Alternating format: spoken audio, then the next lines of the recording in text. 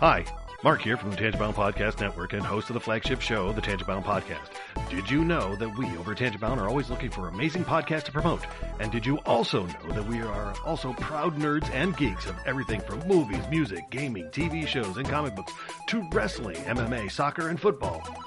Whatever you can nerd or geek out about, we've got it. And if you're interested, we can help you find it. And if you're a show looking for a place to call home, we've got you covered.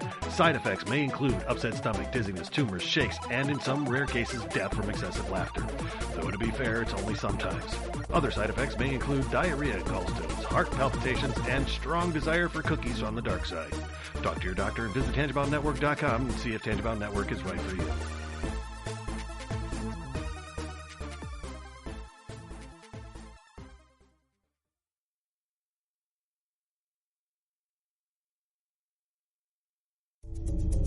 This is a Danger Entertainment podcast.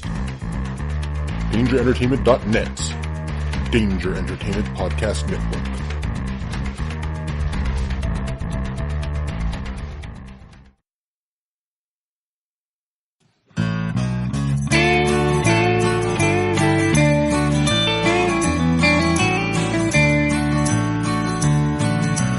Welcome to the podcast from Temperance Town, the sexiest podcast of world renowned. Tony grows a beard to hide his chin, swabs it with Earl so it glistens. Salty, salty language, kings of the sexy frontier. Download the pod, you won't get enough of these dapper chaps talking deadly fluff. In Hobo Gulch they run a homeless mission, clanging and banging with the pentagram of kittens. Salty, salty language, kings of the sexy frontier. They enjoy their whiskey and local craft beer. By Odin's unkempt pubis we give a cheer. Tony's a raccoon when he's booziest. Don't be a savage, be an enthusiast. Salty, salty language, kings of the sexy frontier. On the frozen tundra they call it a lock. Tony likes to masturbate in a sock. Brian pisses rocks cause it feels so great. I still don't know who the fuck is Tate. Salty, salty language, kings of the sexy frontier. The boys will let you know when there's a spurler. Due to male pattern baldness, they don't wear curlers. Stay salty, people, that's their closing line. And don't forget, have a beer, you'll be fine. Salty, salty language, kings of the sexy frontier. Salty, salty language, kings of the sexy frontier.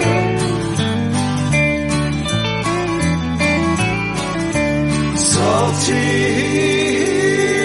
language.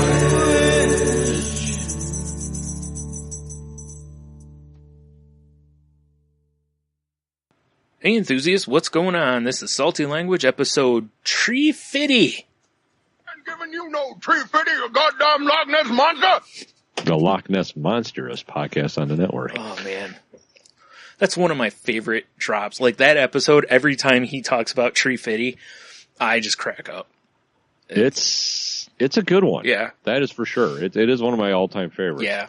I use a GIF all the damn time. If somehow the number 350 comes up, I always drop it. So. You mean like this drop? I'm giving you no Tree Fitty, you goddamn Loch Ness monster! Yep. Yeah, exactly. And his wife, just give him the Tree Fitty. Oh man. Classic. I may have to, get on Comedy Central's website or Hulu and watch that one. Yeah, smash some shit. Mm-hmm. Smash that shit. Right. I'm Brian. Oh, hey. It's Tony over here. That's my favorite way for us to introduce ourselves, just very awkwardly. Yeah. I'm going to stumble right into it. Right. It's like goddamn Farley going through a table. Yeah. Yeah.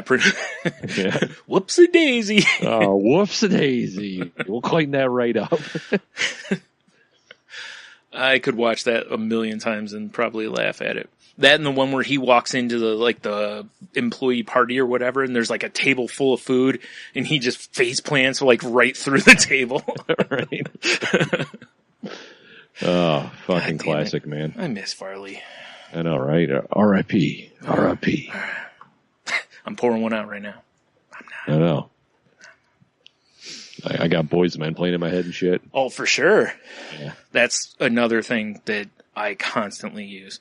Anytime someone says like RIP or something dead or whatever, boom, Boys to Men. It's hard to say, or so hard to say goodbye. Right. I mean, I guess you use End of the Road too, but. Well, true. I prefer the other one. They both work. Mm-hmm.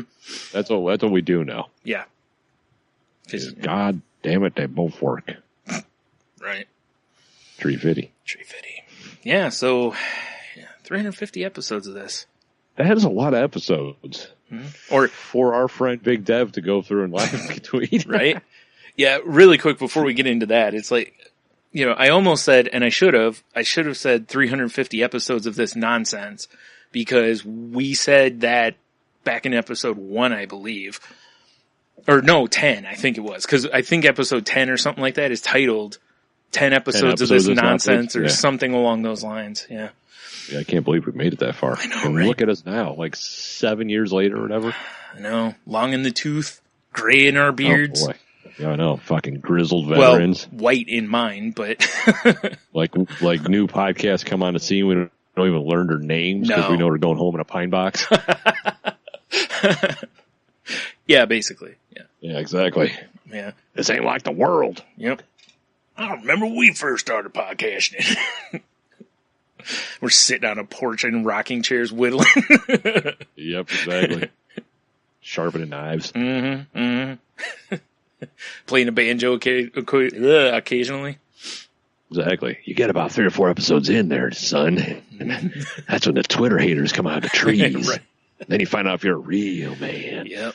When you have Twitter hater blood on your hands. Mm-hmm. I was in one of the podcast groups or something on one of the, I don't know what platform it was, I don't remember. But somebody was like, they had just posted their 5th episode and they got like 2 really negative reviews. And I was like, don't worry about them. I was like, you're 5 episods in. I was exactly. Nobody counts those, you know, like, I was like, you're allowed to get 10, 20 in, and then it starts to count a little bit. But I was like, 5. But ultimately, it doesn't matter. Nope. In the grand scheme of things, man, it really doesn't matter. Right. The only way it matters is if you're doing a podcast for someone else, essentially. You know, like if your work is like, hey, do a podcast for us, and you're representing them, then it matters. Yeah. Yeah, like it opens up, it's like morning zoo, like honky horns and fart noises. So, like what we do, yeah. Basically. Yeah. Honk. At least our fart noises are from the tap. Or from your dog, whichever. Yeah. She doesn't make noises. No. She's like a goddamn ninja. Actually, she does. There's nothing more disturbing than that. Oh, man. I was going to say. It's like a little bit of a noise. You're like, is that what I think it was? And then you get, it's like, you know, in like World War I movies, I'm sorry. Like if we're watching, the fuck's that one that just came out? Dunkirk? Yes. And here comes like the wall of gas, you know? Yeah, that's what it's like. I'm looking for my Slipknot mask, trying not to die. Right, nice. You know? Good reference. Yep. Very busy. Meanwhile, you end up looking like, what's his name when he looks at the Ark of the Covenant? Yeah, exactly. Nazi guy. Yeah. Yeah. So. I know, right? Chose poorly. It's pretty rough. Face melting. Yeah, she does have a face melting ass. I will agree with that. I've been around. I'm lucky to have escaped with a face. I know, right? Yeah. It wasn't mine. Minor scarring. Yeah. Emotional and physical. Yeah, for sure. I mean, I also wake up screaming, punching in the air, middle of the night. I just pictured you in the middle of the night, not punching, but yeah, that's probably more accurate. Fucking throwing karate kicks and shit. Goddamn comforter goes across the room. Or you're just like doing the low squat that you do. Well, hey, sometimes you know why you squat low, Brian? I know. What? Because it's in the darkness. It's harder for people to see you. Who are these people that you're hiding from? You know, those people. The Twitter haters that come out of the bushes. I was going to say, what do you mean, those people? I see what you're trying to do. Yeah. This is an early salty language. Oh boy. Oh man. That would be, can you imagine? Like, you know, you're the first time you're staying over at somebody's house, you know, and you're sleeping in the same bed, and just in the middle of the night, you just, you know, hear, Kia! Like, it's just like you said, the covers just go flying. Just go flying. Yeah. Over there doing fucking jump kicks and shit, but sleeping the whole time. Right. Yeah, that would be insane. Yeah. You doing sleep karate? What the hell's going on over there? That's how good of a martial artist I am. Mm-hmm. I do it in my sleep. I could be, you know, nodded off in deep REM sleep, and I'm fucking could break a nose. Right. You're bringing some of Vince McMahon's thought process in there. Is sleeping is wasting time. So yeah, exactly. Yeah, I go through my forms in my sleep. Yep. Yeah. Keep practicing. Got to stay sharp. Yep. Exactly. Always keep practicing. Much like the blade you wield. Exactly. For sure. Mm-hmm. Like, aren't you worried about, you know, not having any weaponry in your house just in case someone breaks in? I'm like, no, I am the weaponry. With that old myth that people like, they had to register as a deadly weapon. Yeah, exactly. He's got a card in his wallet. His fists are deadly. Like, he printed that off the internet. There's got to be a template for that. Fists. I can't spell, apparently. Fist as weapons. Fist as deadly weapons. Boom. Mm-hmm. Printable card. Let's add that to that. This is so ridiculous. Why are you looking for this? Someone had to have done this. If no one's done this, I'm doing it. Yeah, I was going to say, if no one has, you need to. Yeah, for sure. Let's see here. 'Cause I remember back when we were members of the Avengers. Right? Exactly. That was awesome. Wizard Magazine had the Avengers cards. So, fascinating. Can't really find much that says someone's really done this. Might have to, this might be a project for me over the weekend. I like it. Make a nice little certificate we can post on our website. So everybody listening can become a certified living weapon or whatever you said. Yes. Deadly weapon. I like that idea. I like the idea of a certified living weapon. Well, living weapon is like Iron Fist, right? yeah. So, I mean, unless we've gone to Kung Lao or whatever the hell it is, it's, you know, I don't think we're... Who says Shameless Plug Studios isn't located in Kung Lao? That's true. Just saying. Very few have seen it. Mm-hmm. Ironically, our hands are registered lethal weapons fighting the hand. Accurate. Mm-hmm. Accurate. I call one Danny Glip. No. One Riggs, one Murtaugh. No. Is there a hand podcast? Why would there be?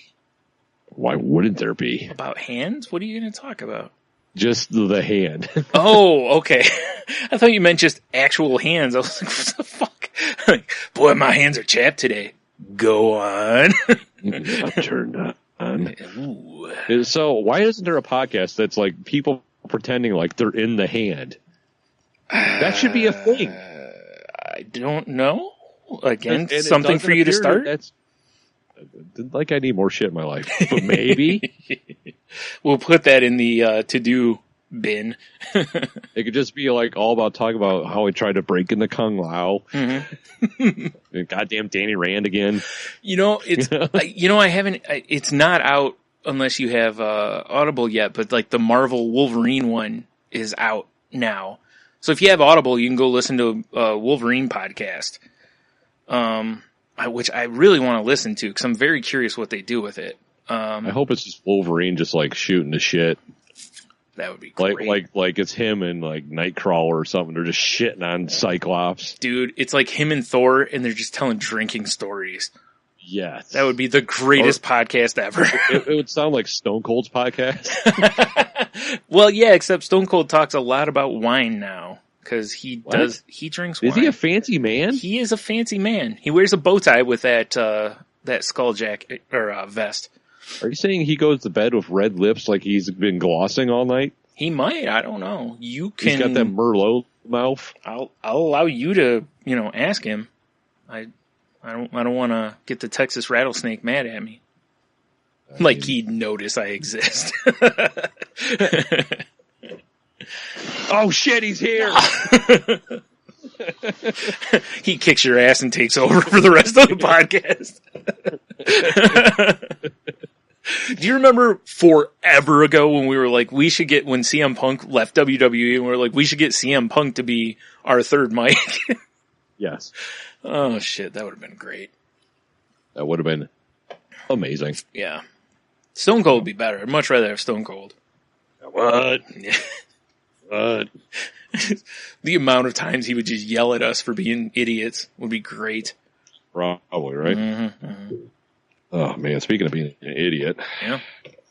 About ready to crack into an Obliviate, Brian. Yeah, that's Hey, I don't have to work tomorrow. Oh, well, by all means. Then. Fuck your rules. Fair enough. Fair enough. That just sounded delicious. All right. For those of you not in the know, Obliviate's like this Belgian quad from Shorts Brew. It just tastes like dates, and it tastes like fruitcake, honestly. That's what that makes me think of. Like dates and raisins and shit like that, you know? Yeah, I can kind of see that. Yeah. But it's like coming in at a smooth 12.3. So smooth. It's definitely your all-day beer. Oh, yeah. This is definitely a beer that could sneak up on you. Because it doesn't taste like it's got that kind of octane to it. Yeah. Next thing you know, you're on the floor pissing yourself. Yeah, I get it. Again. Yeah. Son of a bitch. Dude, I've been drinking so much water lately, I thought I was going to piss myself earlier today. Well, that's fair. No race catheter? I've been trying, like the Dickens, ever since we discovered those things. Yeah. To get a race cap for my life. Apparently my wife won't ever have sex with me if I get one. What? Oh, what? What? What? Okay. But it's still, I mean, I don't even know what episode that was. Dude, I don't know. But we have a whole episode about race catheters. Yeah. Forever ago. Yeah. Yes. Oh, speaking of old episodes. Yes. Yeah. Let's talk about that. I do declare that last episode we said, hey, wouldn't it be funny if someone were to like live tweet our shit? It sure would, Tony. If only someone would do that. And lo and behold, goddamn hero of the program, Big Devery of Snake Oil Comics, of Snake Oil Horror, because I hear they're starting that up again. What? Of Shot of History. What? Sometimes guest on The Enthusiast. What? Is he's up to episode 3 now. Yeah. As of the recording of this program. Right. And he is starting at episode 1 and at Podman Big Dev on Twitter. He is live tweeting as he's listening. Yeah. And I think the last one he did, he hashtagged it Dev Notes. Oh, I was going to say, I was hoping he would do something like that for sake of ease. Yeah, so I think I'm going, because I'm not 100% sure that we still have a blog for our show on our website. I think so. It's not something that's been utilized in a while, so I don't know if it's still there, but I'm going to have to look. If not, I'm going to re-add it. Yeah, I was going to say, you might have taken it off, yeah. And I'm going to have a Dev Notes section and put a link to the show. And then I got to figure out a way to properly get his tweet thread that doesn't involve me just transposing everything, because I really don't want to do that. Yeah. But if I have to, I will. Right. Have my secretary do it. Well, especially after, he's going to the great lengths that he's going to, because I mean, that's an undertaking, I mean, we have a lot of episodes, mm-hmm. and we never, I know a lot of podcasts like we're only doing an hour. Yeah. That's it. We've never really stuck to that rule. We tried to get it around an hour to an hour and a half when we first started. Yeah, we flip our flappers too much for that. Yeah, well, it got worse when we added Tate, because now you got 3 people flipping their flappers, or 2 flipping their flappers and 1 giving us judgment face. Yeah, a super judgment face.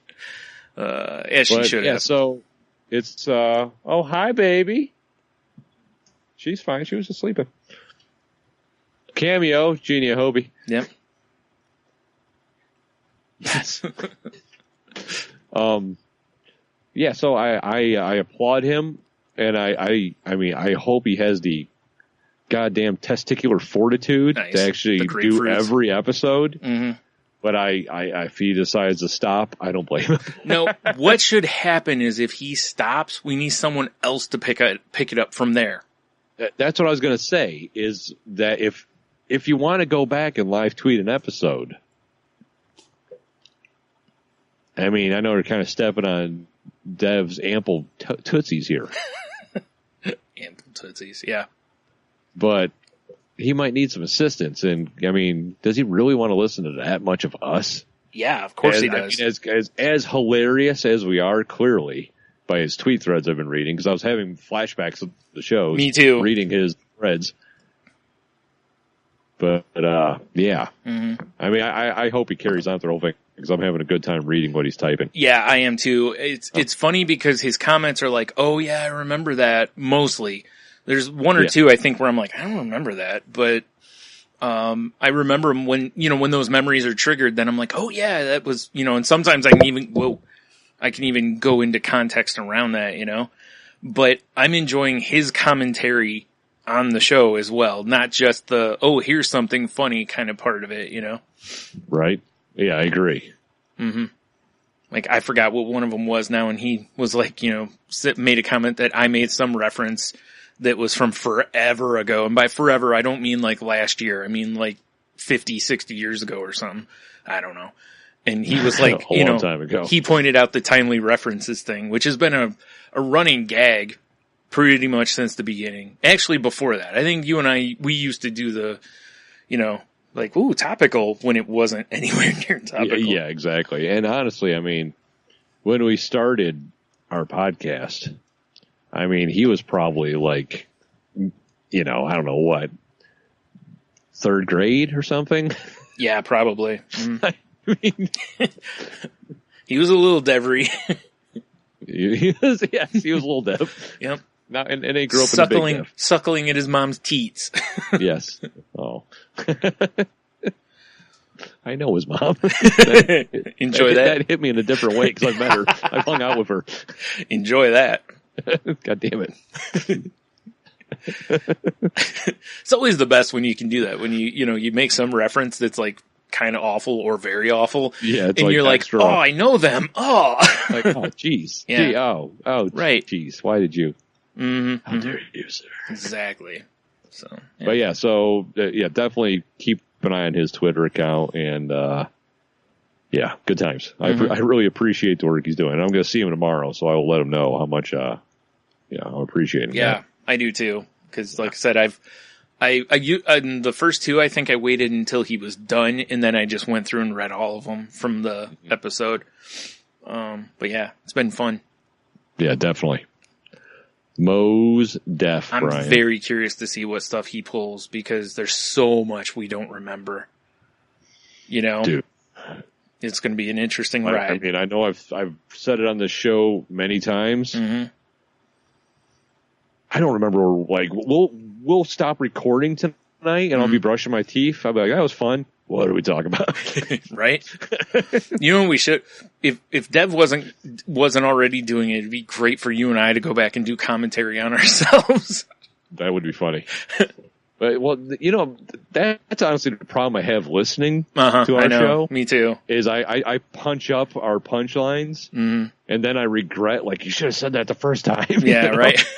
Exactly. Like little evil Tony pops on my shoulders, like, you son of a bitch, this is much funnier. I'm like, God damn it, you're right. Yeah. I should have said that. It's like, dude, the ball was on the tee and you missed it. Exactly. And then it's this downward spiral of me going, God damn it, I should have said that. Yeah. Mm-hmm. Yeah, I do the same thing when I listen back. But that's why we don't edit, guys. Podcast secret. We don't edit for that reason. Secret. It's not really a secret. If you've listened for any length of time, you know we don't edit. Well, no. That's the reason why we don't edit. Oh, okay. Yeah, that's fair. Okay. Yeah. I mean, also, we don't edit because we're black belts at this shit, man. Mm-hmm. Mm-hmm. Black belts. Yeah. Sleep Have karate. You seen our belts? Sleep karate. Sleep karate. Our belts are second only to Pootie Tang's. Right? That's it. I'm trying to think. Well, maybe like championship belts would be cooler. I don't know. Are they as baller status as we are? Of course. Ow, I just ripped a chunk of flesh off my knuckle. That sucks. Dude, you don't need it. You're fine. Oh, I guess not, because it's on the carpet somewhere. Oh, that hurt. Too bad the dog went to bed. No. Yeah, I know. Like, come here, Vacuum. Right? Shit, get a dog named Vacuum. Hoover. Get over here, Hoover. Terrible. No? Shop vac? Nope. Roomba? He who sucks? Roomba. Roomba. But Roomba's a thing. I know. Well, so is Hoover. I guess that's true. Yeah. So is Vacuum. I mean, really. Good point. I can't win this. Where do you want to? Yeah. Where's the line? Yeah, right. Oh man. So What if someone, because dogs, obviously they can't speak English, right. So what if you got a puppy and you gave it food, and every time you gave it food, you're just like, "Roar!" Why would you do that? So it thinks its name is. Oh, okay. I see what you're doing. God. You know what I'm saying? The best part would be if you were, calling out for the dog, like out the backyard or something. Yeah, exactly. Dog comes running, slobbering like a maniac. So he's so cute. What's his name? Oh, his name is. What? How do you spell that? Yeah. You take him in, you go to get one of those engraved dog licenses or whatever, or tags. Like, how do you spell that? It's not really a word as it is a feeling. Oh my God. That so sounds like the way somebody probably named a child. Yes. I didn't want to identify my dog with a human word. So the first thing I came up with was because that was a feeling I had. It was a primal grunt. And, yeah. That makes sense. I mean, I'm not even his owner. I'm his companion. Mm-hmm. Something like that. It's true. There's someone out there that's doing that. Yeah. Yes. Yeah. They probably also don't wash, are currently wearing flip-flops, and should listen to our program. Somethinglanguage.com. Check it out. Hey, that's me. Oh, they're totally talking about me. Come on, I'm sad now. David Oh, man. That would be very odd. Can you imagine if a friend walked up to you and actually said that to you? Like, that's how they named their dog or kid? Dick punch immediately. Yeah, I think that's fair. Yeah, especially if it's their kids. You got to try to get that equipment to not reproduce any more humans. Yeah, I second that. That's one of those things where they tell you to punch through the target. Yeah. That's what you got to do there. You got to try to punch him in his asshole It's through true. his dick. Hip rotation, punch through the target. Yeah, full hip rotation. Full hip rotation. Yep. It's since you're punching down, you got the power of Earth's gravity on your side it's too. True. Mm-hmm. Yeah. I mean, I guess you could technically go and punch up. Like true. You're like, sure, okay. Yeah, it's true. You could have a little Street Fighter action. Right. I mean, it'd be a little harder. You'd have to almost lay down and then somehow jump up and punch him in the dick. But, Well, it's an easy way to do it because this guy would easily be the type of guy, if you lay it on the ground, you'd be like, hey, you should come over. Look at these clouds. They look like, images from a Fish album cover. The guy's like, oh, really? And then uppercut him right in the scrotum. Ka-cha! Wow. Yeah. Makes sense. Mm-hmm. Yeah. Definitely. Okay. Right through his thin pants because he's not wearing underbritches either. Oh, ouch. I know that type. Yep. Yep. Mm-hmm, mm-hmm. We all do. Is that patchouli I smell? Yes. Yeah. So? Mm-hmm. Oh, you weren't talking to me. No. It'd be weird if Skype could admit smells. Yeah, it'd be awful sometimes. I just had a flashback to our comic shop. Oh, good God. Gamer Funk? Fucking Gamer Funk and old Chinese food. Yeah. The worst. And poorly wiped ass. Dude, I told you, I've fixed that. I've gotten better. Like, I don't know what comedian it is, but they're like talking about wiping her ass, and it's like brown, red. They're done. Wow. I wish I could remember what stand-up that was so I give them full credit. Right. I mean, wow. I mean, I think Deep VF had the right idea. back when he started installing like bidets all over his house. Oh, I thought you meant chickens. Or that, yeah. He just goes and presents, and the chickens clean him up.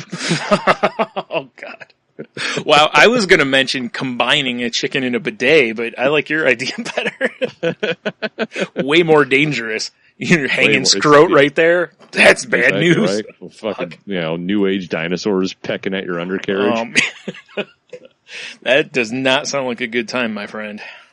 No, it's a terrible time. But what would a chicken bidet? Would it use like egg whites or what do we got going on? Oh no, I was just gonna cram a bidet in a chicken. Some sort of horrific experiment. Yeah. The Dr. Moreau kind of shit. Yeah, for sure. Be like half robot, half bidet, half chicken. That makes sense. Yeah.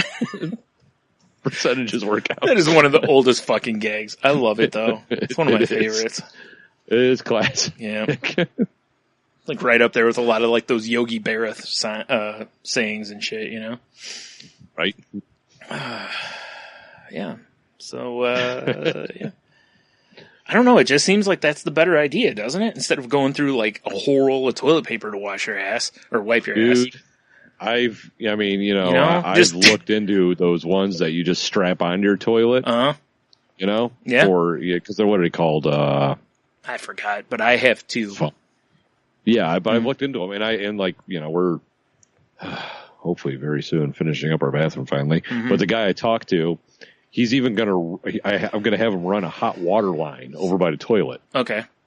Because the one I was looking at that you just connect to a current toilet, it uses cold water unless you have a water line there, and then you can control temperature if you have hot water. Oh, okay. I'm like, no one wants cold water. I mean, unless you need to wake up, right?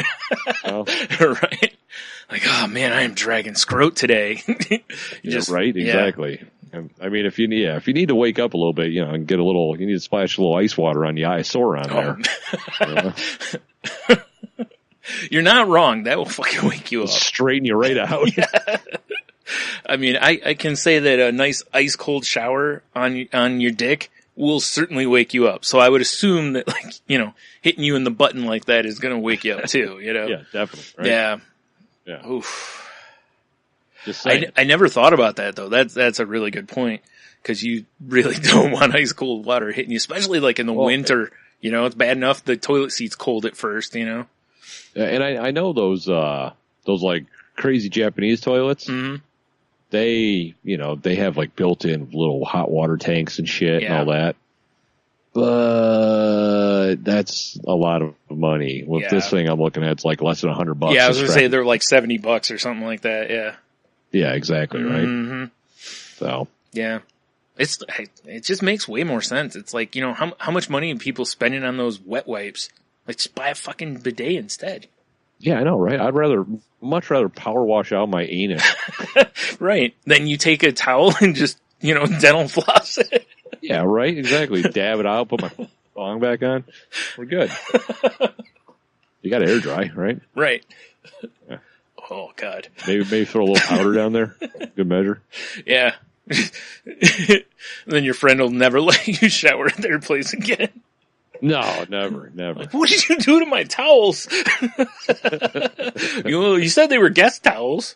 Thought they were mine, dude. I help myself to them. Yeah. Is this peanut butter? Oh. Oh, shit. Well, that was actually peanut butter is the biggest argument I heard between dry toilet paper and bidets, because we were talking about it earlier. Yes. Comedian Robert Kelly. I remember this. It was like, if you smear peanut butter on your arm and then you hit it with toilet paper, there's still peanut butter there. He's like, what he has got a good point. I want Charmin to ditch those bears and just use Bobby Kelly in a bear suit with that example. I'm sure he would want that too, just for that Charmin money. Right. That's fine. Pay him whatever he wants. I'm cool with it. It's not my money. Yeah. You get the peanut butter on your arm, dude. You're just right there on the bear costume, just smearing peanut butter on it. You use the Charmin, you're like, what the fuck? There's still peanut butter. Like, whoa, cut. Oh, shit. Yeah. You can't say what the fuck. You can beep it out. What? Yeah. Oh, come on, dude. Yeah, cut it. You can cut it the fuck out. You're fine. Yeah. Get real. These commercials for adults. Right? Like one little kid's watching the toilet paper commercial going, I need to get some of that. Like, this is fascinating. Yeah. I mean, don't get me wrong. I could see a kid at the store saying, Mommy, get the one with the bears or whatever on it, or Mommy, get the one with the guy from you-know-what dude on it, Right, exactly. Because he's big with the kids, Big with the kids. Well, no. You see, yes, Mommy, get the one with the bears. She's either looking for Walter Payton or big furry gay guys. Yeah. Either way, it's hilarious. Yeah. Or Refrigerator Perry. I feel like he would endorse toilet paper.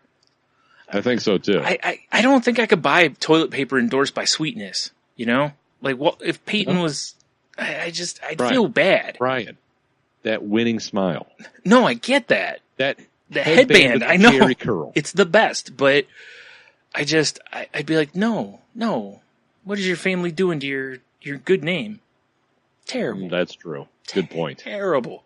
Wait, we're missing the obvious Bears toilet paper spokesperson. Ditka. Dick Butkus. Oh, well, yeah, that's a good point.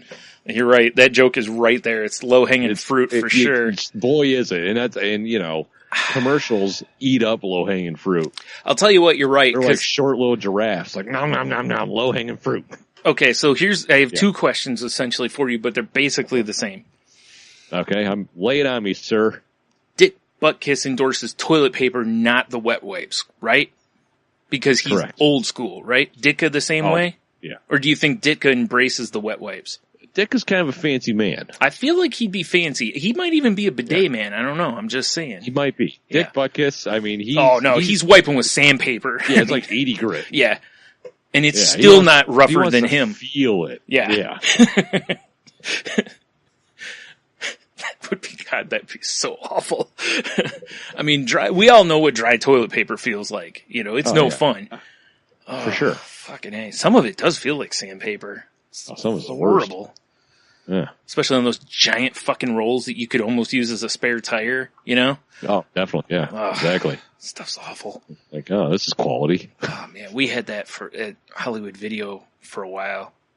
And I was like, what? And they were like, we're going through this like, going out of style. I'm like, yeah, because we're going through it like toilet paper. Right? Hey, oh. And it's like, dude, it's like half ply.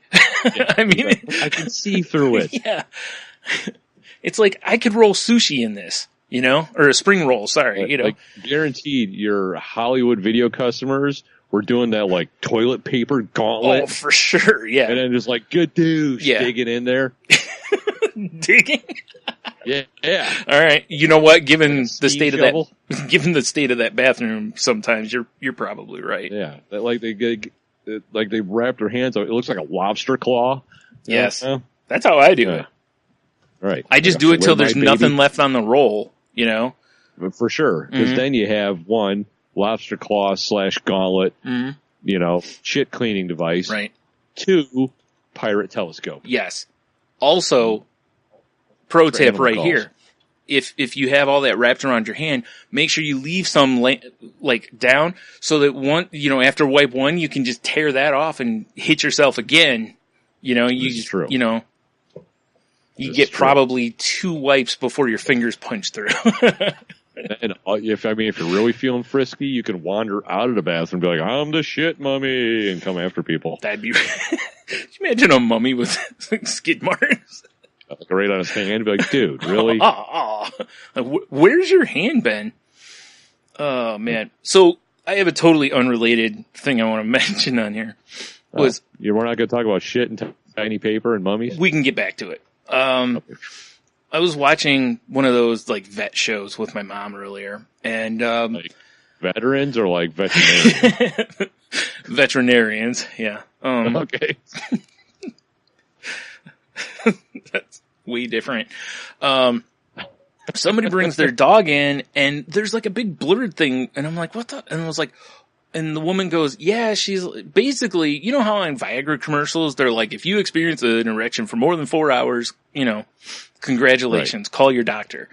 Basically that's what the dog had happen. It wasn't because of Viagra, it was just naturally can happen to dogs, I guess, to where it doesn't go back in. And, it's pretty bad for them because it basically cuts circulation off to where they may have to, Right. And, so anyway. I'm a trans dog. She's got to, like, do surgery on this, and she gets it taken care of. And then Yeah, she does. No, hold on. Jacked it off. Hold on. Okay. The voiceover dude is like, with some handy technique. She blah, blah, blah. The dogs. God. And I don't think it was done as a joke. I think they just said handy meaning convenient, not handy as in. Right. Dude, I started laughing so hard, and then I'm like, I said it to my mom, and she cracked up because I was like, well, they're not wrong. Her handy technique. Well, with a little handy technique, this doctor blew this dog out of here. Listen, I mean, the right handy technique. I mean, I'll lose an erection too. Right. A little handy technique. The doctor helped this dog finish out on the table. Like, what? Why do you have lipstick all over your hand? So yeah, that cracked me up though, because it's rare that you get that on TV where, cause it wasn't the kind of show where they would be like tongue in cheek, right. doing it. It was just like, I think they didn't think this through, and that's the best.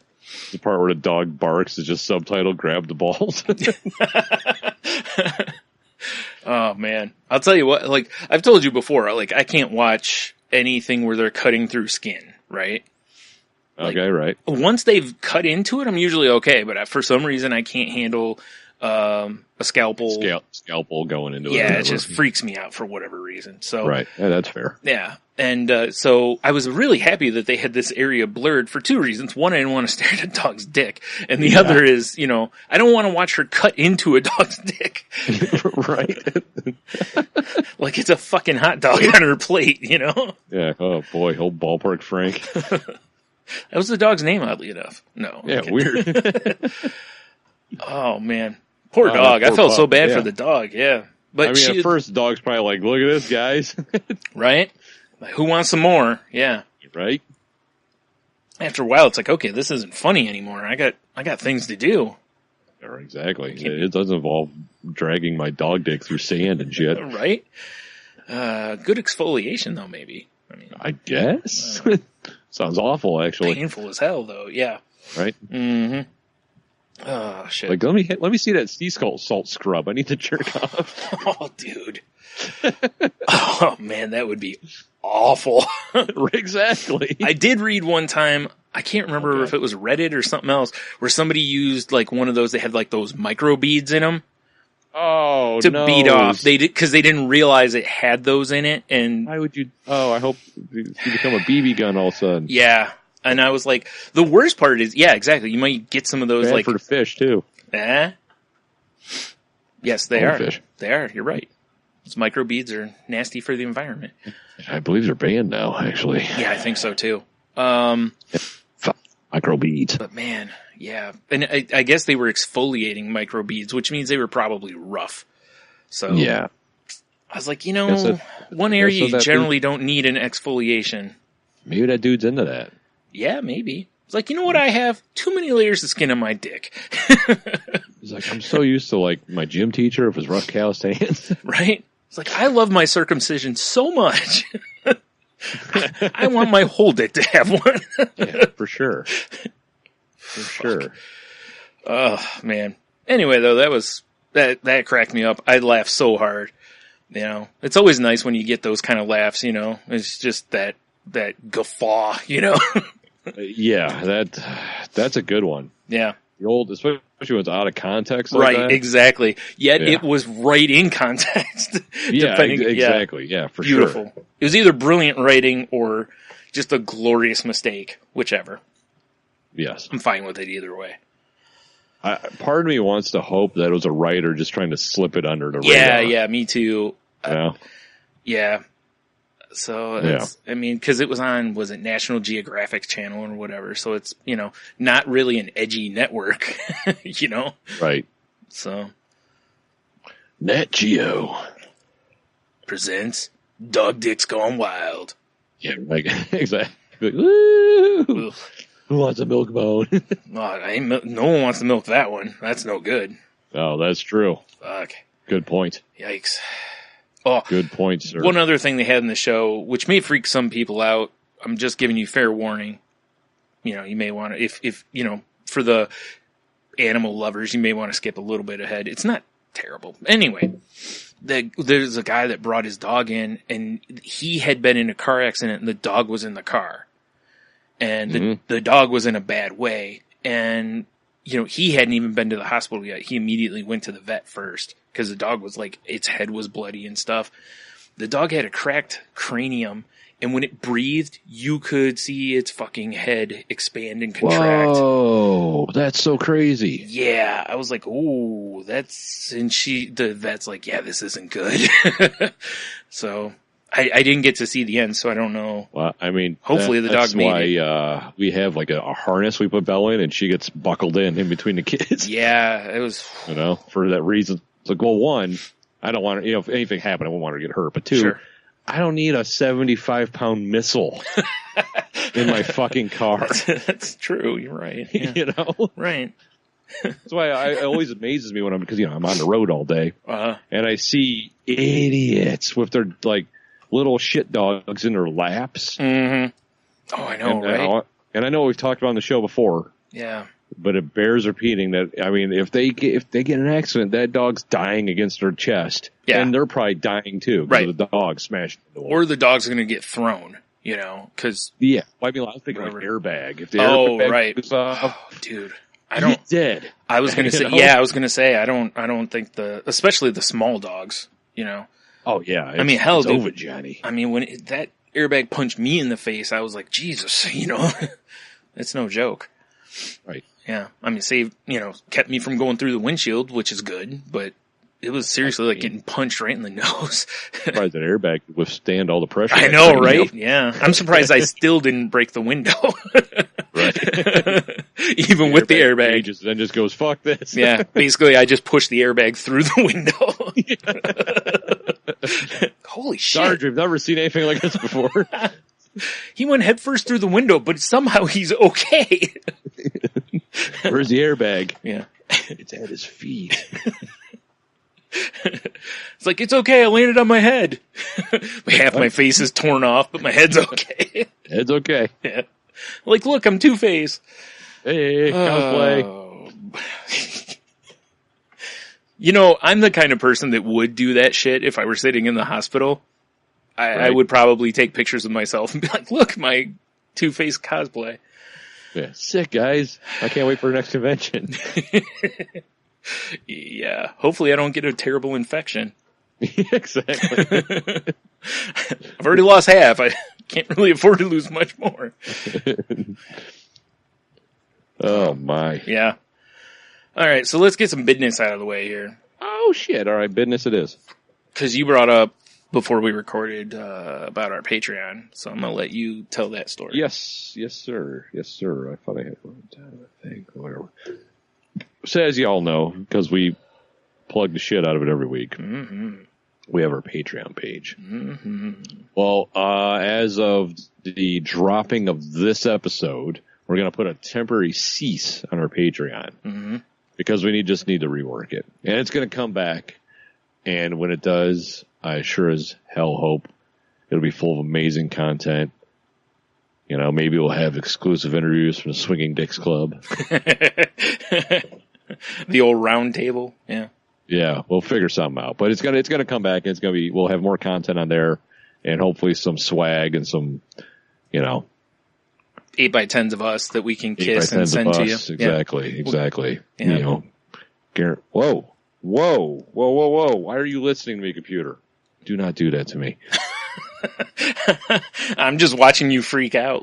I'm like, well, I don't know. My whole screen went black. It just said listening. Wow. I know, right? Fuck. The government's on to you, Tony. Yeah, they're like, we like your Patreon. Don't do it. What's this? Taking us down? So just letting everyone know that I'm gonna, the people that we have on there already paying, I'm just gonna nix it and we'll start fresh. hopefully soon, but we'll let you know on the show when it's starting fresh. And on all of our social media, of course. Yeah. We do like to plug things. Yes, except that we don't. We do when it feels right. Right, which is the tough part, because I think our compass is off. Sometimes. It's like, this feels right. It's like, no, actually that's left. Oh, okay. Yeah. Who's on first, though? Yeah, pretty much. All right, check that off. So this past weekend was, I mentioned last week, was WrestleMania weekend, right? Right. Dude, it was the first WrestleMania in years that I didn't feel exhausted at the end of. And it was a lot to watch. Is that a good thing or a bad thing? Good. Because normally, again, it starts at like 4 or 5 o'clock and it runs until about midnight. So It's a lot of sitting and watching. Now, the actual event starts at 7. So it's 7 to midnight roughly. Right. Or 7 to 11:30, something like that, you know. And usually by the time that's over, it's like, dude, I can't watch any more wrestling. And I have to put off like watching Raw and SmackDown a few days because I just don't want burnout on it? Yeah. But this year I wasn't. It didn't feel as long as, you know, it felt long. Like, you know, you're there for a long time, but it didn't feel like it has in the past. And I think what it is, first of all, almost all the matches were good, which always helps, you know.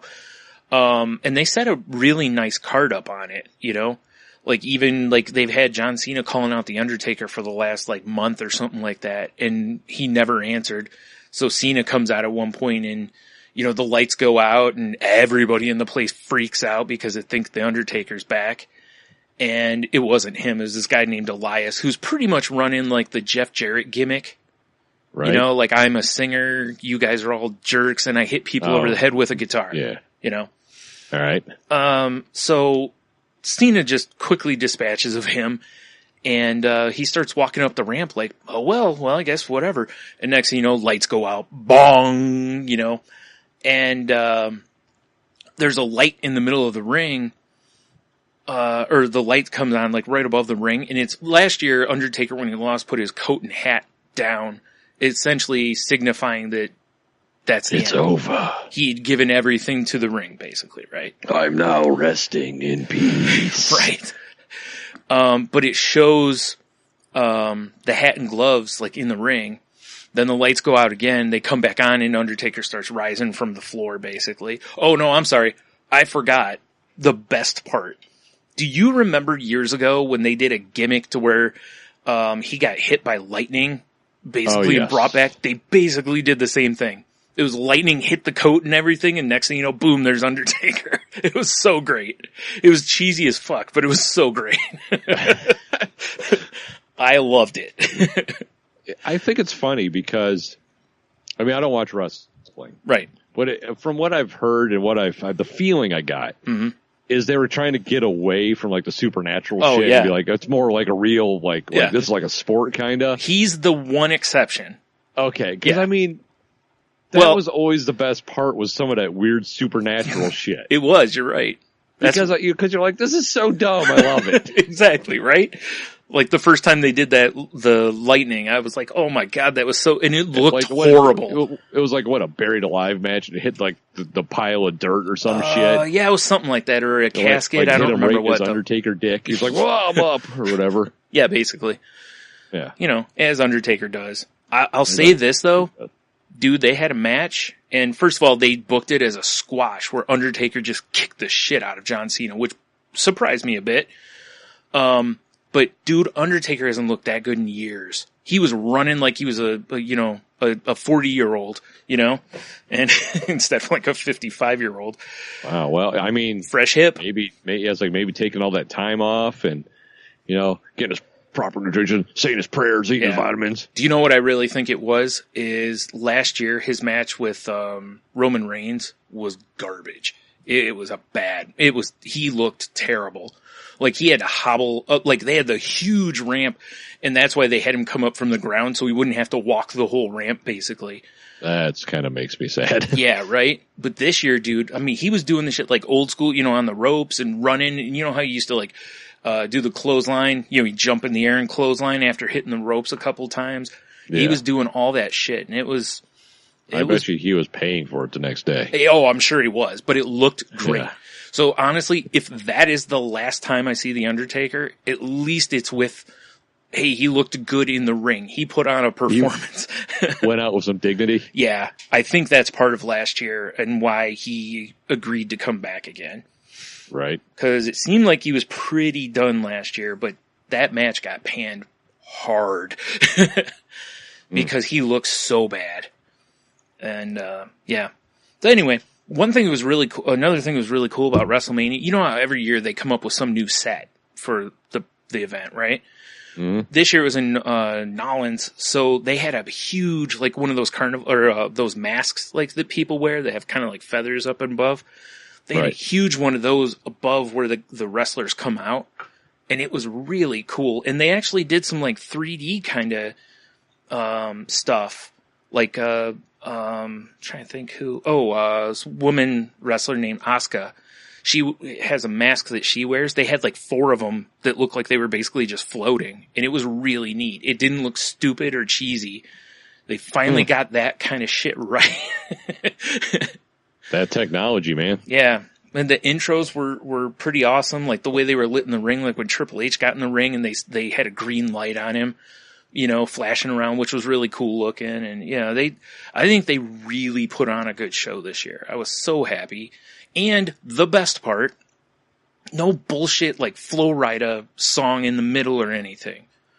They just went match. They didn't have a bunch of the gimmicky shit that. It seems like that's what they need to do. Yep. Because that's the stuff that, like last year, dude, was it last year or the year before, The Rock came out and he gives, you know, a rock speech and then like, he's got like a flamethrower and they pull out like his name. It says Rocky or something like that. And he sets it on fire and it takes like 6 years to do it, you know, and it's like, what? He's not, stop it. What? Flamethrower. Yeah, but dude, I'm sitting there, we're sitting there watching a 7-hour event. Flamethrower. I get you, but 7-hour event. The people there. I don't know if you heard me. It wasn't an Elon Musk one. I'm not interested. Yeah. Yeah, it's true. Good point. Fuck it. But yeah, oh man. But that's the kind of shit, if I was sitting there live, I'd be like, oh, come on. You know, because you're already there so long. It's like, how about we cut this shit? Maybe trim an hour off the show or give us a match for that half hour or whatever. Wait, hold on, flamethrower. I'm back on. Okay. I'm back on board. Got it. I got it. You can wrestle a flamethrower. Yes. Or, no, you know what? It'll be a flamethrower on a pole match. That's what it'll be. That would be amazing. First guy. Loser gets burned to a crisp. Right. First competitor to get the flamethrower can use it. Yeah. Loser gets burned to a crisp. Yeah. And so does probably the first 3 rows. Yeah, probably. Yeah, because aggressive flamethrowing. Yeah. So there was more, you know, pretty cool stuff. I was really happy to watch that it was good, you know, because last year's wasn't bad, but it was, like I said, Flo Rida performing, and it's just like, you're killing the pardon the pun, you're killing the flow of the show. But he's Flo Rida. He seems like he should accentuate the flow, like a turbocharger in an engine or something. No, he was flow riding the feel of the show into the ground is what he was doing. Fair enough. Yeah. But, yeah. Anyways, that was... Undertaker didn't have anything real cool as far as his intro, aside from the, you know, lightning thing hitting. There wasn't like a bunch of monks coming down with him or all that shit, you know, it's just... He didn't have like a sick-ass, like, flame-encrusted walker. There was some... No. They shoot, you know, in the background, they shoot flames up, which is something they were doing that they don't do in the regular shows anymore. There's no more pyros. So, at WrestleMania, they pulled out all the stops. There That's was unfortunate. Fireworks and flames and, I don't know, flamethrowers. No, that was last year. Flamethrower. Yeah. So, really quick, while we're on wrestling, I want real quick. Did you watch the Andre documentary or no? Not yet. I didn't either. It's on my things to do list. Cool. So for next week, we'll talk about and it. the Gary Shandling documentary. Oh yeah, I've been wanting to watch that too. Yeah. Mm-hmm. Yeah. Yeah, for sure. Okay, we'll put that on the docket for next week then. I guess since we just brought up stuff we're watching. Have you watched Barry by chance? With Bill Hader? No, I want to. It's great. Big fan. It looked like the previews looked great, so I was... I mean, just to give it a brief synopsis of the show, he's a hitman who decides he wants to become an actor. And it's funny. It's like dark funny. It's perfect. Perfect, yeah. It's a great show. It's only a half-hour episode. There's only 3 out. It's on HBO. For sure, check out Barry. It feels like you just did a deep discount commercial, Tony. I know, right? Well, I'm trying to get that. HBO advertising going on of the Salty Language program. Dude, that'd be awesome. And then eventually, I don't remember their name. Those broads. They have a show on HBO now. Two Dope Queens. Yeah, we're gonna do that, but Salty Language. Yeah, we'll have like a stage show and shit. Right, that'd be awesome. We can actually have real life hobos fighting finally. Ooh, you're right. Well, it depends on the budget. I'm going to require a lot of coke and hookers. So. Oh, you mean for us? Yeah. I thought you meant the hobo budget. No. I can make a peanut butter and jelly. And what do you think guys? That's what HBO stands for. They just shortened hobo. That's true. Duh. That's what I was thinking. Yeah. Oh, shit. No, I forgot that it was on, that Andre doc was on Tuesday, and Fluffy Bunny Ash asked me last night or the night, I don't remember if it was Tuesday night or last night, if I had watched it, and I totally forgot to watch it, so next week. I'm definitely going to watch it. Oh, for sure. I mean, Andre, but I haven't watched it yet. Yeah. So it'll be homework for next week's program, right? Yep. So there you go, ladies and germs. Well, it'll be a it won't be a Patreon exclusive. No, that's for damn sure. Right. I'm writing down the Gary Shandling one too, so I remember to watch it. I've been watching Brooklyn Nine-Nine. Yeah. Yeah, because I've always heard it's funny, and I've been powering through that. Pretty entertaining. Yeah, I've seen a few episodes of it, and the ones I've seen were all funny. I just never sat down, and it's on Hulu, so there's no real reason to not, Yeah, exactly. It's not like it's nowhere. Huh? Yeah, that's kind of how I felt about it. Mm-hmm. Like, it's here, I'll watch it. Yeah, exactly. Oh, man. I don't really... Dude, I've been having this, weird fucking pain in my leg. You're fine. It's weird. It's like my calf. I mean... You know what would fix that? The amputation? Flamethrower. Yeah, I would have fixed it, actually. Yeah. Mm-hmm. I feel like I got shot with an arrow, and then it goes away. It's so...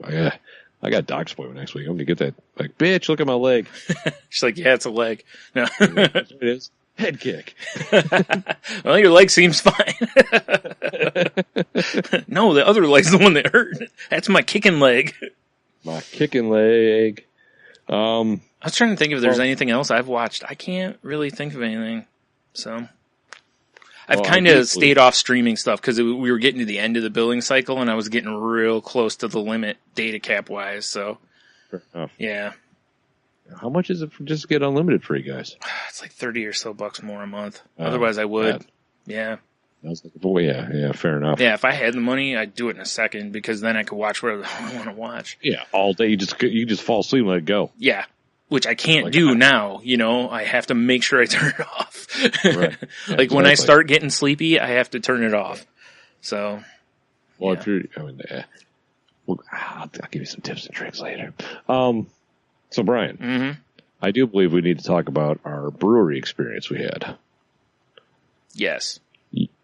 As brief as it was. Yes. Because, what was it, Friday? Last Friday. Mm-hmm.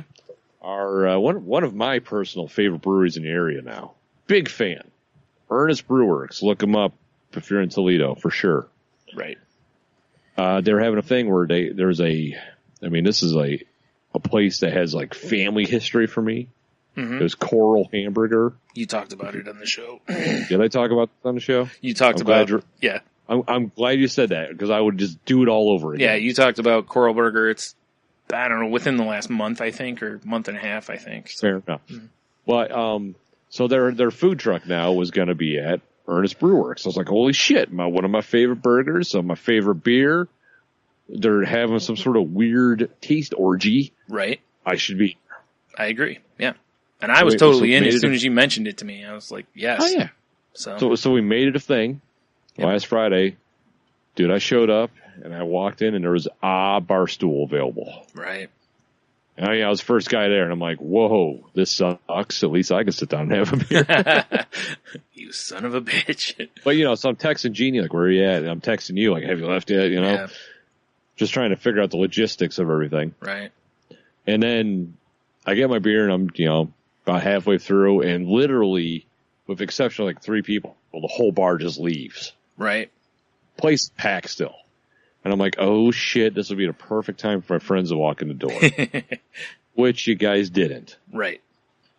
But they have like big family style tables there, and one of the tables emptied. I grabbed the half of it, set up camp there. Mm-hmm. And then you guys all showed up. We had a couple beers and blah, blah, blah. But dude, how busy was that place? Real busy. I mean, good on those guys, but yeah. They definitely need to expand. Yeah. Yeah. Clearly they're drawing a crowd. Right. And like I said, it was like we were at the point that I had a beer. When I first came back and sat down, I was like, I should have got 2, Right.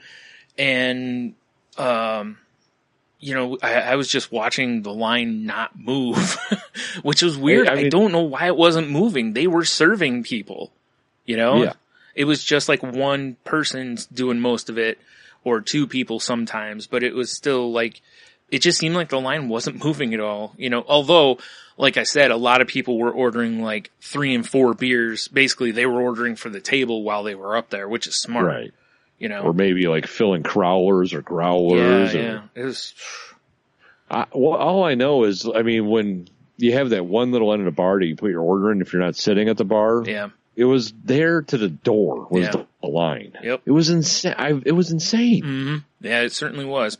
And it's like, I really like that place, but that might have to be a weekday situation. Yeah. Is it like that on the weekends?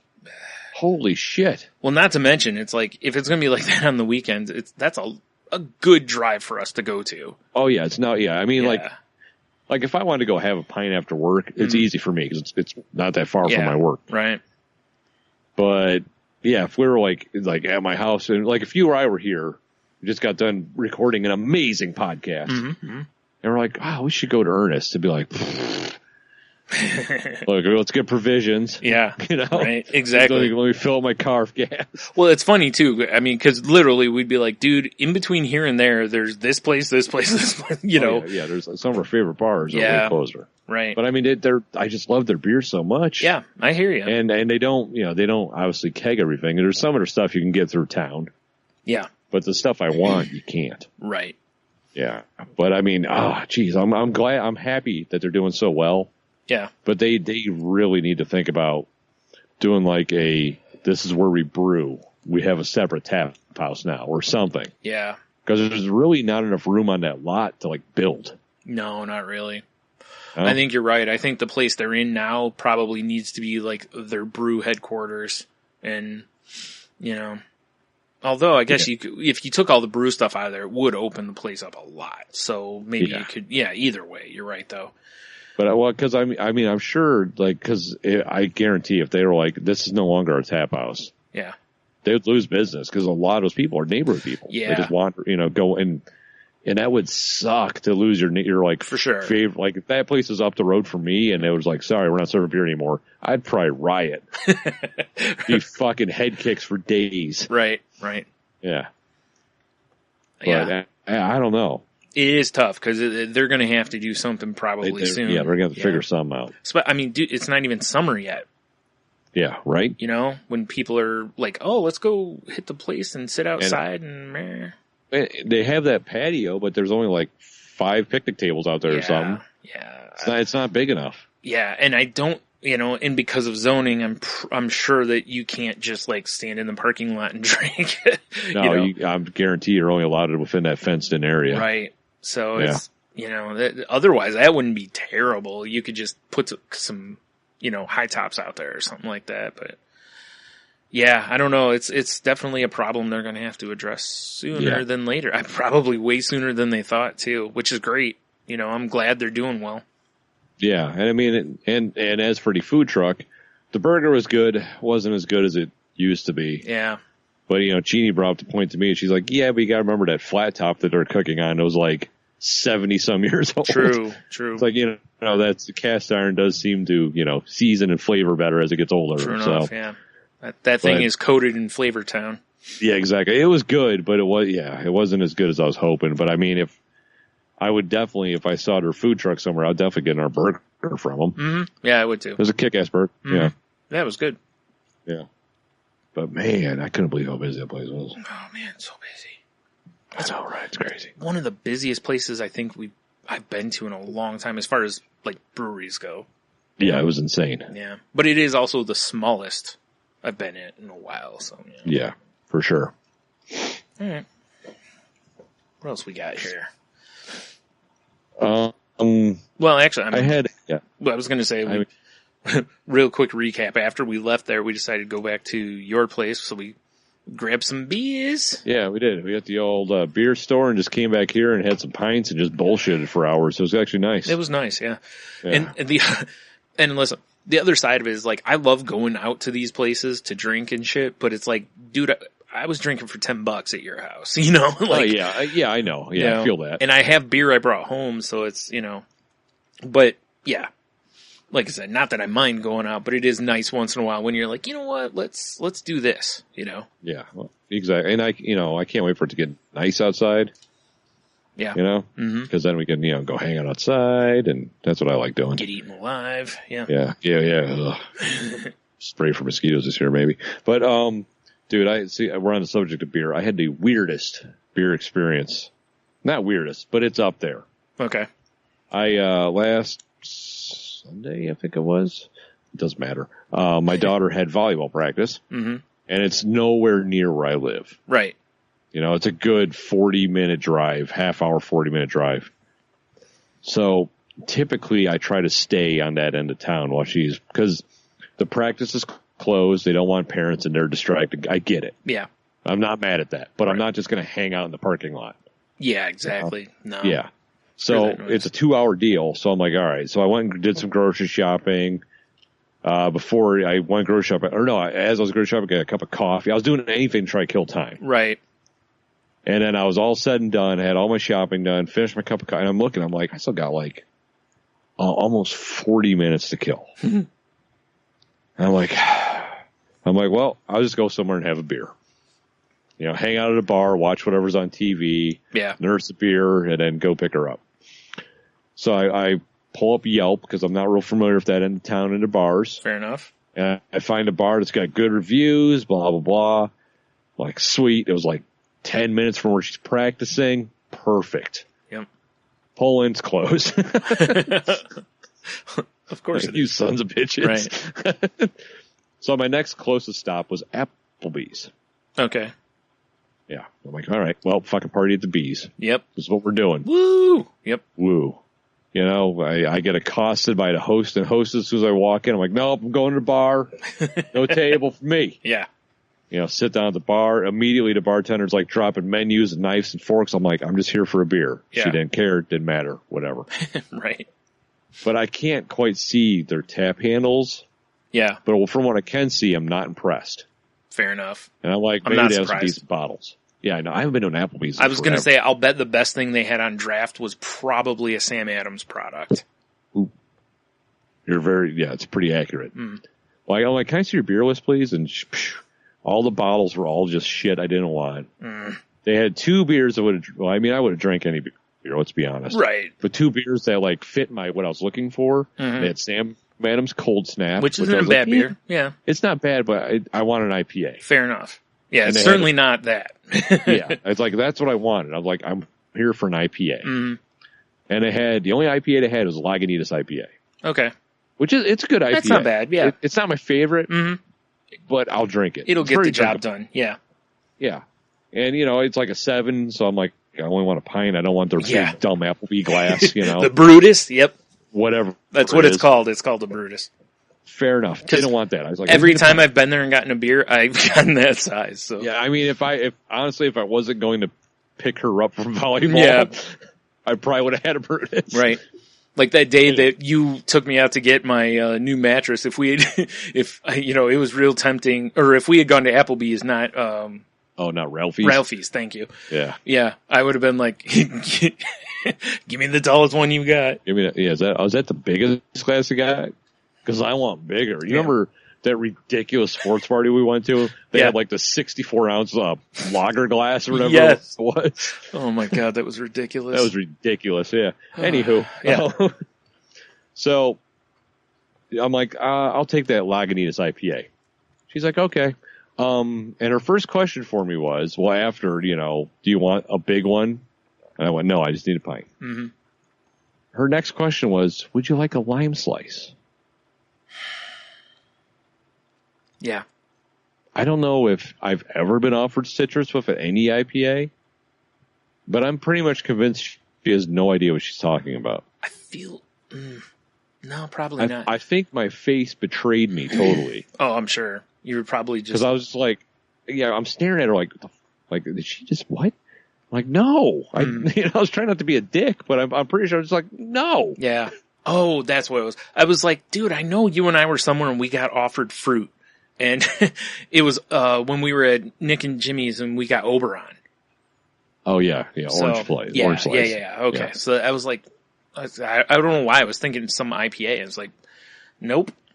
But then she went, and I'm like, at this point, because, I went to the one bar, was foiled, went to Applebee's, had to wait for her to give me the beer list, and then go around the bar and hug people that she knew. Oh, I thought you meant you went around the bar hugging people. No, I wish. That would have been great. It was starting to get this point now. I'm like, I'm getting like crunch time here. Mm-hmm. Like, I don't want to have to hammer this beer. I want to actually enjoy it. Right, yeah. So I'm like, this bitch needs to step her game up and, take my order. And then she came around and got the lime slice talk. But it took her so long to get my beer because it was just nothing but foam coming out of the line. Oh, jeez. It was just, it was starting to hit the point. I was going to be like, just give me the cold snap. Yeah. But she was working so hard, like, she'd put a bunch, it was like, if, you could see my glass here, Brian. Yep. It would fill up with like a quarter, a third of beer, and then the rest would be head. Ugh. So she looked like a mad scientist. She started pouring in different cups and like scoop, like trying to pour the foam out and then get the beer in. It was a whole situation she was going through. Yeah, that's no point. So I kind of felt, that's why I'm like, well, fuck it, I'm just going to let her do her thing because she's actually trying to get me a glass of beer. Right. But man, you didn't know your beer was going to be a mini series, though. Yeah, exactly. Right. Here's your 6-part beer. I was like looking for a webisode. Mm-hmm. Yeah, right. Yeah, it was a whole situation at the Bees. Yeah. And I do know in the future, if I need to kill time and have a beer, I'm finding anywhere else. Yeah, I would probably do the same thing. Yeah. I mean, if I want to drive like an hour, 5 minutes further away from where her practice is, there's a BW3s. Yeah. And I know they're stepping up their beer game. Mm-hmm. So that would be my next option if I'm looking to kill time again like that. Yeah, that'd probably be okay. It's been a while since I've been to one. The last time I was at one, they had I think there were like 3 or 4 beers that I was like, yeah, okay, these are beers I'd like. So, speaking of beer, I saw a commercial today. You know how they have Bud Light Lime? Yeah, my mom loves that shit. They have Bud Light Orange now. It's got to be riding the coattails of Blue Moon, Oberon, right? Et cetera. Yeah. Ugh. I mean, it's got to be. Ugh. It's like if you want orange taste in your beer, go find a good craft beer that has, hints of orange. Well, it's just the macro brews are trying to do anything. Oh, yeah. And they don't, I saw some disgusting stat somewhere. It's like every, minute or minute and a half, there's a Bud Light keg being tapped. Oh, I don't doubt it, yeah. So it's like, you really don't need to step up your game. I'm sorry, that delicious flavors of beer that are coming out that like you and I and pretty much every friend I have enjoy. Right. I'm sorry that's cutting into your profit. Mm-hmm. Make a better product. Yeah. Yeah, I mean... Well, that's I finally tried that Founder Solid Gold. Yep. I won't drink it. I mean, if I have an option, like if you gave me a lineup of American lagers and that was in there, I'm like, well, instead of a Budweiser, I'll drink the Founders. Yeah, for sure. Because go Founders. Mm-hmm. But I wasn't super impressed by the beer. No, it was okay. Because it's just, it was okay. But if it was that and all day, I'm drinking all day. Oh, for sure. Yeah. Yep.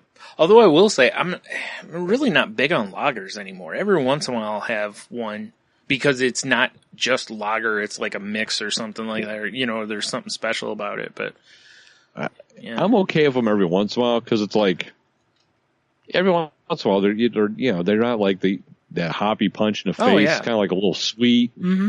You know, it's kind of refreshing. Yeah. But it's not really my jam. Right. You know? Yep, I hear you. Yeah. Orange, though. Fucking A. Yeah. What are you doing? Like you said, going for the Oberon / Blue Moon money. Yeah, I'm sure that's exactly what it is. Yeah. You know? I just can't. I know they're going to say it has a hint of orange, but the difference between a hint of orange and, oh my God, this is too much orange is pretty tight, you know? Yeah. I mean, I wouldn't even use that for a beer mosa, which is a beer and orange juice. Right. Because I would rather get something that tastes better to mix with orange juice. Yeah, it's just weird. Uh-huh. Whatever, I'm sure there's plenty of people that'll buy them. Because Bud Light Lime, I never thought would stick around, but here we are. Like I said, my mom loves that shit. I heard a guy at one bar say, you know, when he went in and the girl said something about Corona, and he was like, I want the Bud Light Lime. I want the American beer. I laughed because they're owned by a German company. But yeah, exactly. Right. Yeah. So I was like, and I think, isn't Corona like brewed in Florida? Well, and I mean, why is he? Corona isn't lime flavored unless you shove a lime in it. Yeah, I know. I don't know why, but he seemed to think they were the same thing. So. Oh my God. I know. I was just shaking my head at the guy because it's like, you don't know what the hell you're talking about. Yeah, I know, right? Yep. So, you know, you've told the story on here about the Apple battery, right? Yeah, for sure. So they put out a new iOS update a few days ago. And, you know, like I've told you before, I generally will be like, you know, hey, where's some websites? These are the things you need to, you know or do with the new update. And one of the things that jumped out at me for people like me who haven't got a battery upgrade yet is they have a thing called Apple Battery Health that's in your settings now. Really? Yeah, if you go to settings, I had it right here. Settings, battery, and then battery health beta. It says battery health beta. It will tell you the percentage basically that your phone is, you know, like mine is at 89. So it's running at 89% of its maximum, potential. So it's dropped 11% as the battery is aged, you know? That's cool. That's really cool because you could go, wow, my phone is at like 14. That explains why I can't keep a charge. Or 89. That's far enough down. That explains why I'm not keeping a charge as long, you know? Yeah, right. And then underneath it, it also says, like mine says it's running at like optimal, I forgot what the wording is, but, you know, basically saying that it's running as good as it can for, you know, at that speed, basically. Right. But really like that. That's a great idea. They should have had that a long time ago. That is a very cool idea. Yeah. And like I said, it took me a while to find it because like I found the wording that was like, oh yeah, this is in your settings. And I'm like, where? You know, and my dumbass, I didn't, battery, you know? You are 100% correct. That's something they should have been doing from the beginning. Yeah. That way you could at least look and know. So anyway, if you use an iPhone and, you know, like I said, or like me and haven't, you know, got an upgrade on the battery yet, it seems like a useful tool. Well, that's just them also like, hey, we're being transparent now about our shitty batteries, guys. Oh, for sure, yeah. You know? Yep. Yeah. So what? Oh, go ahead. I'll say, I trim my beard up a little bit. Mm-hmm. You know? Mm-hmm. It was getting a little out of control. Mm-hmm. Dude, my trimmers betrayed me. Yeah? Betrayed me. Shorter than you meant to? No, that's not even that.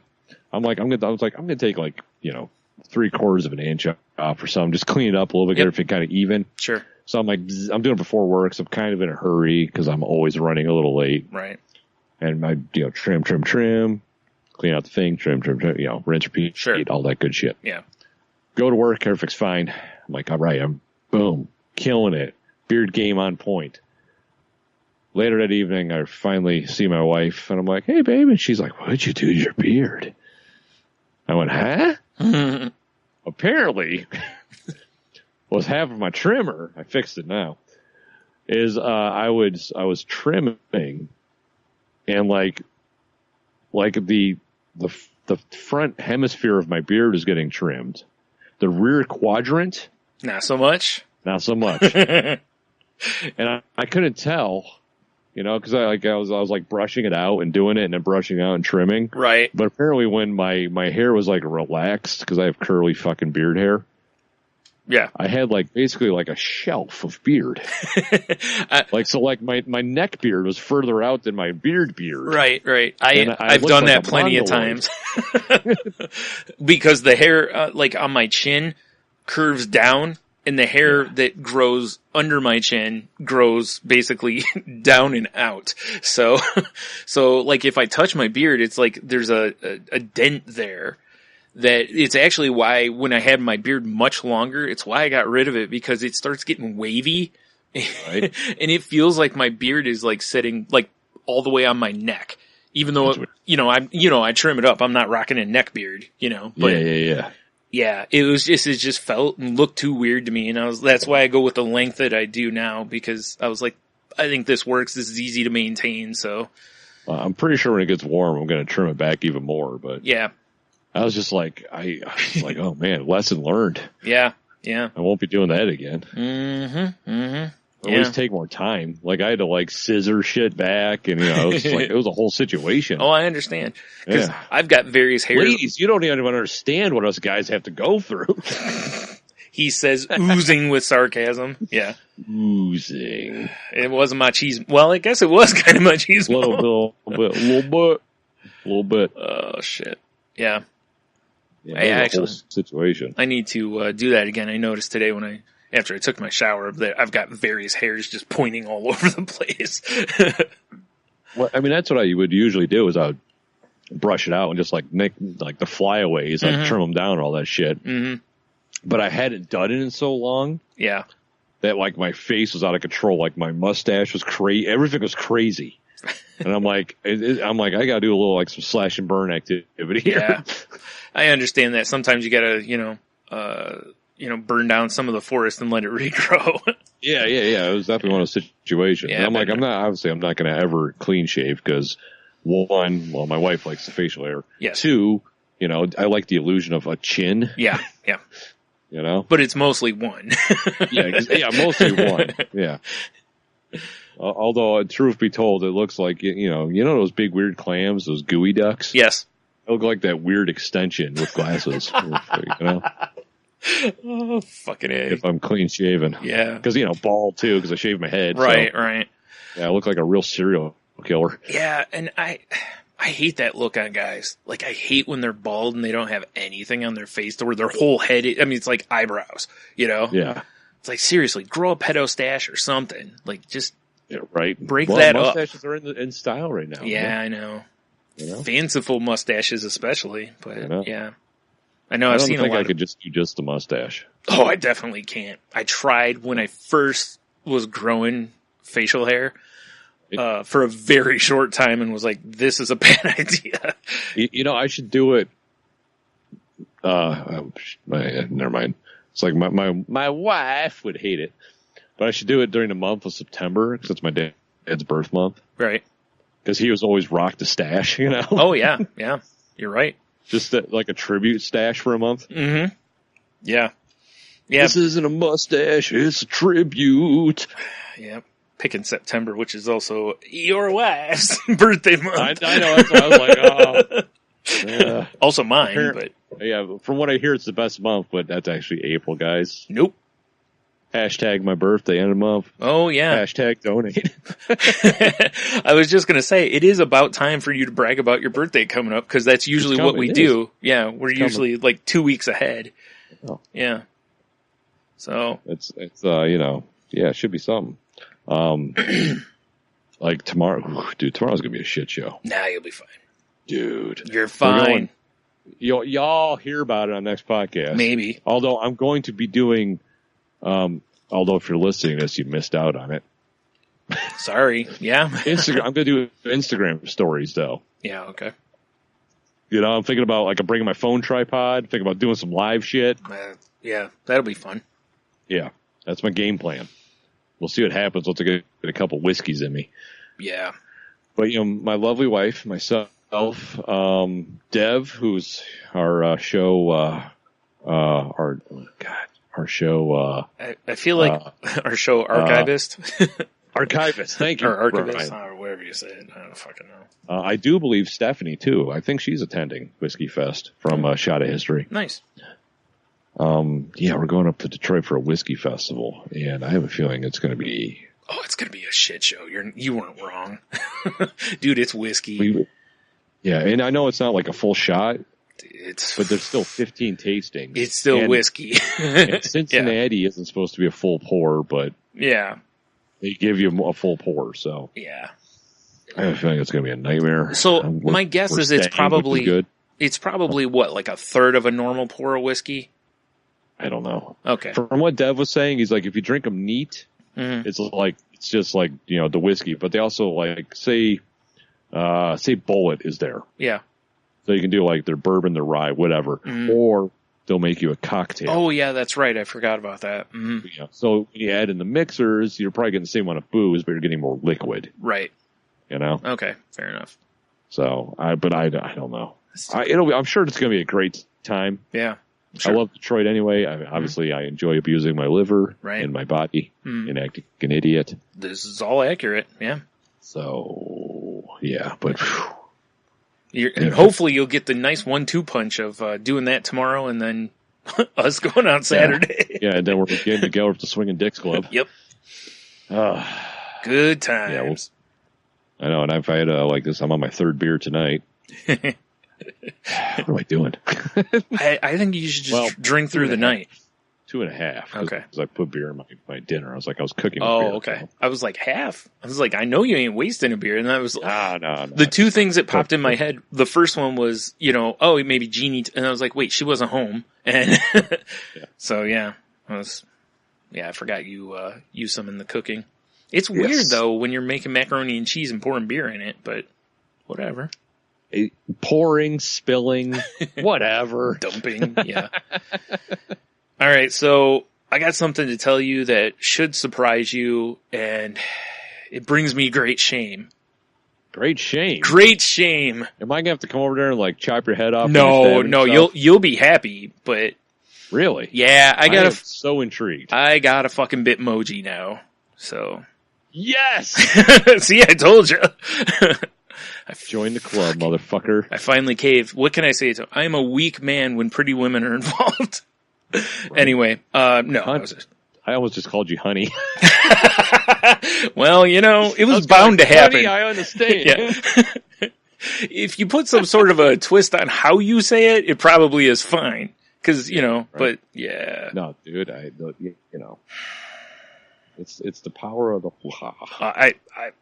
I'm a monster too. I was using them all fucking morning. Dude, they're fun. I hate myself I like so them much. In my Snapchats. That's the only time I really use them. Yeah. I was doing it when I was talking to somebody on Snapchat, so we were back and forth. I've had full Bitmoji conversations. That's what we were doing, yeah, basically. Because there's literally is a Bitmoji for everything. Yeah, I'm finding that out as anything one of us sends. It's amazing how, and I'm like, wow, this is, because I'll be honest with you, for a while, I thought that there was an option to where you could like type in what you wanted to say, because I've seen so many that were like perfect as far as the occasion or whatever. There's just 8 million of them. Yeah, I hate myself so much.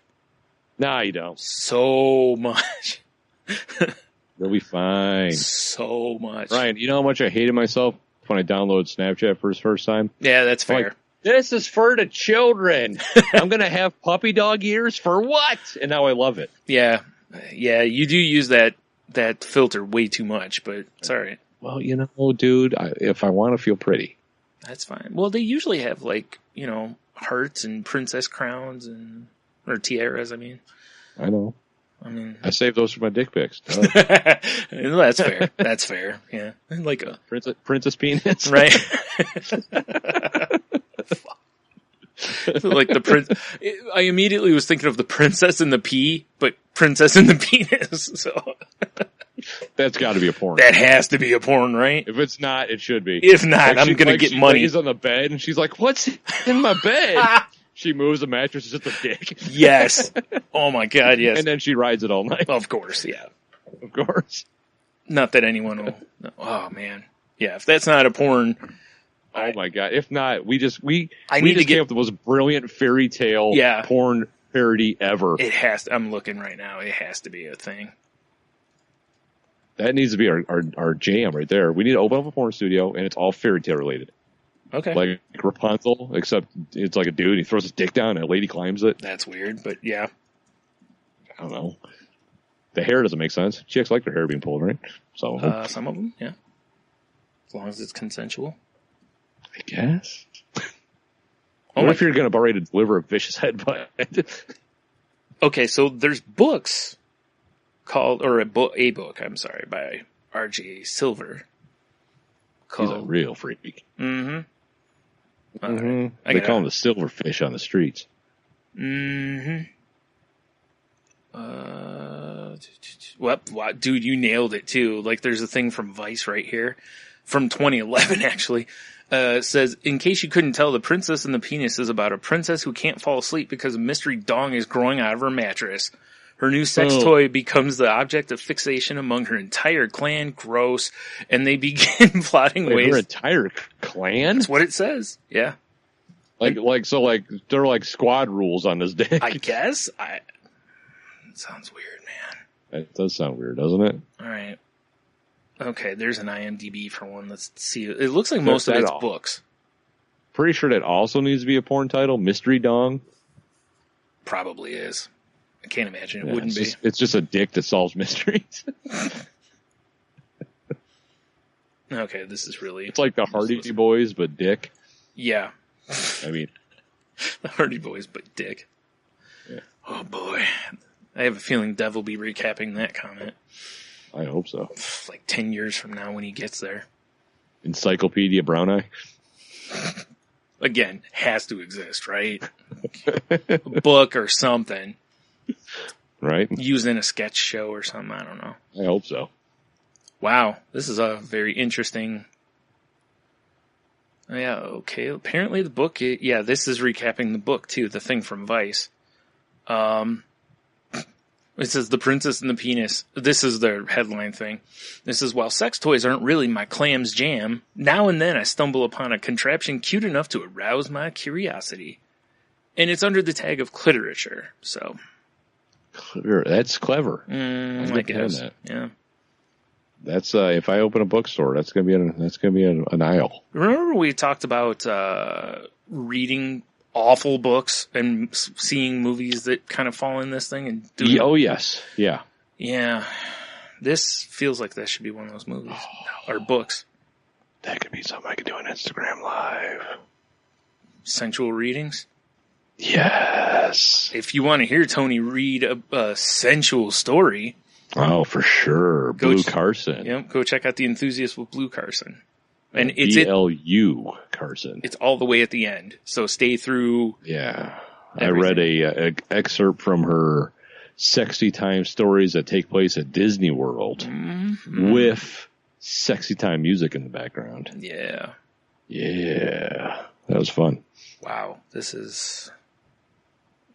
Whatever happened to that broad? I don't know. Good question. Yeah, she kind of like disappeared. All right. Well, I'll have the link for this Princess and the Penis if anyone wants to read about it. Yes, please. Yeah. Speaking of Instagram Live, and we talked Dev earlier, one of the things he brought up, is in his Dev Notes, I'm sorry. Right. Was Cup Holder Theater, which I don't know if you remember that, Brian. I do remember that. Yeah. Yeah, that's something that this guy used to do. I'd throw my phone in my cup holder when I was working, and I'd rant and rave for, I don't know, 15, 20 minutes or whatever. If that long. Yeah. Yeah. Some of them were shorter, yeah. Some of them were shorter, but yeah, they were all on YouTube, blah, blah, blah. And then I realized, oh shit, I'm working. I'm wearing all my work gear. Yeah. That needed to come down. This is going to get fired. It really is. You were totally right. Yep. Yeah, so I took them all down. Mm-hmm. But I have a just like magnet mount in my Jeep. Oh, yeah. And this morning I did a little mini test run, and I put up a poll on our Instagram, and it's a resounding, should I reboot this? Yes. So I think I'm going to, I don't know when or how I'm going to do it exactly, but I think I'm going to reboot Cup Holder Theater, kind of, sort of. So both people said yes? Yeah, probably.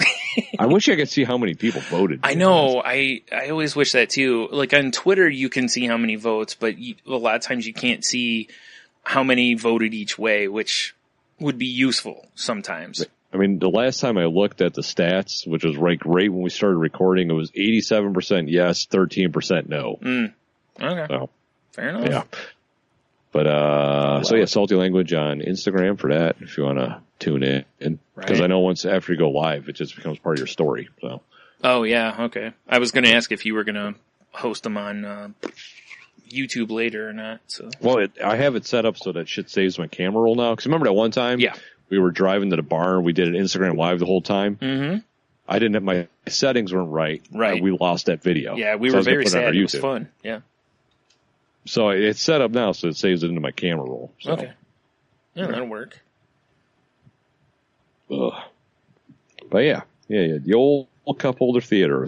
That's what I like about this whole. You know, I've actually thought about myself going back and listening to our episodes just to like rehashing the things we were like, oh, we should do this, and we never do it. Right. I would love, and Dev, if you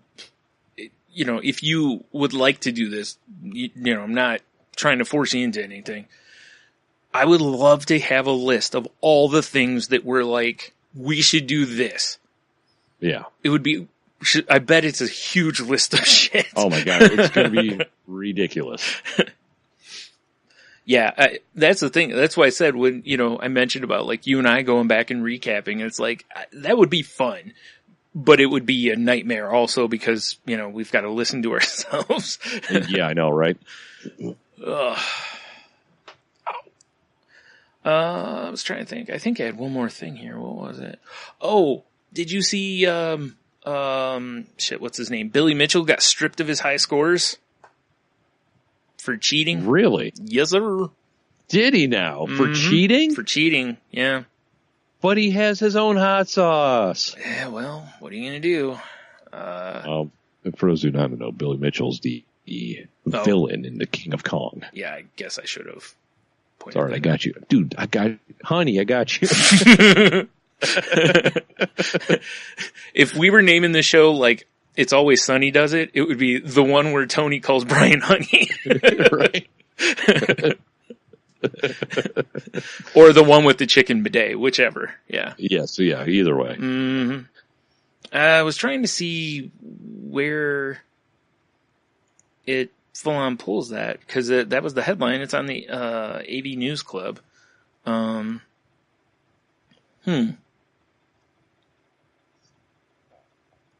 well, yeah, like they said, it doesn't really matter much anymore because his score has been just crushed by other people now, so. Well, yeah, I mean. But still.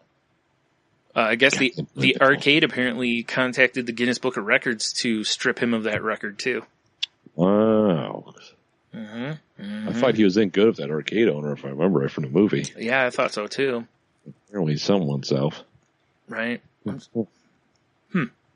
Yeah. Was it Twin Galaxies is the name of the place?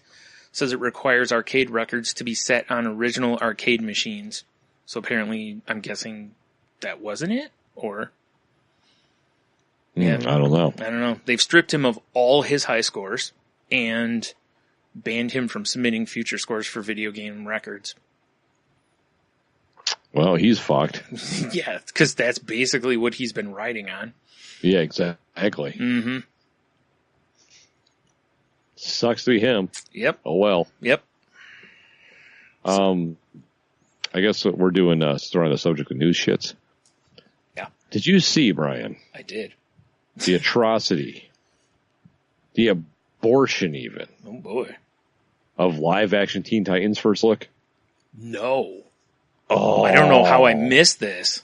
Oh, my God. I'm sending it to you. Yeah, right please do. I certainly need to see this. I can't wait. wait till you see Starfire. She's, what the fuck? Why did it just, okay, that was ridiculous. I don't know, it's a good question.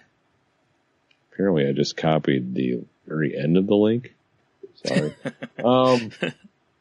Wait, I'm working with two different screens here, so yeah, shit gets nuts. I don't even understand what's going on. Mm-hmm. There we go.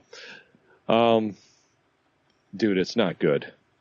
Well, it's the internet is, the internet's always crazy. Right.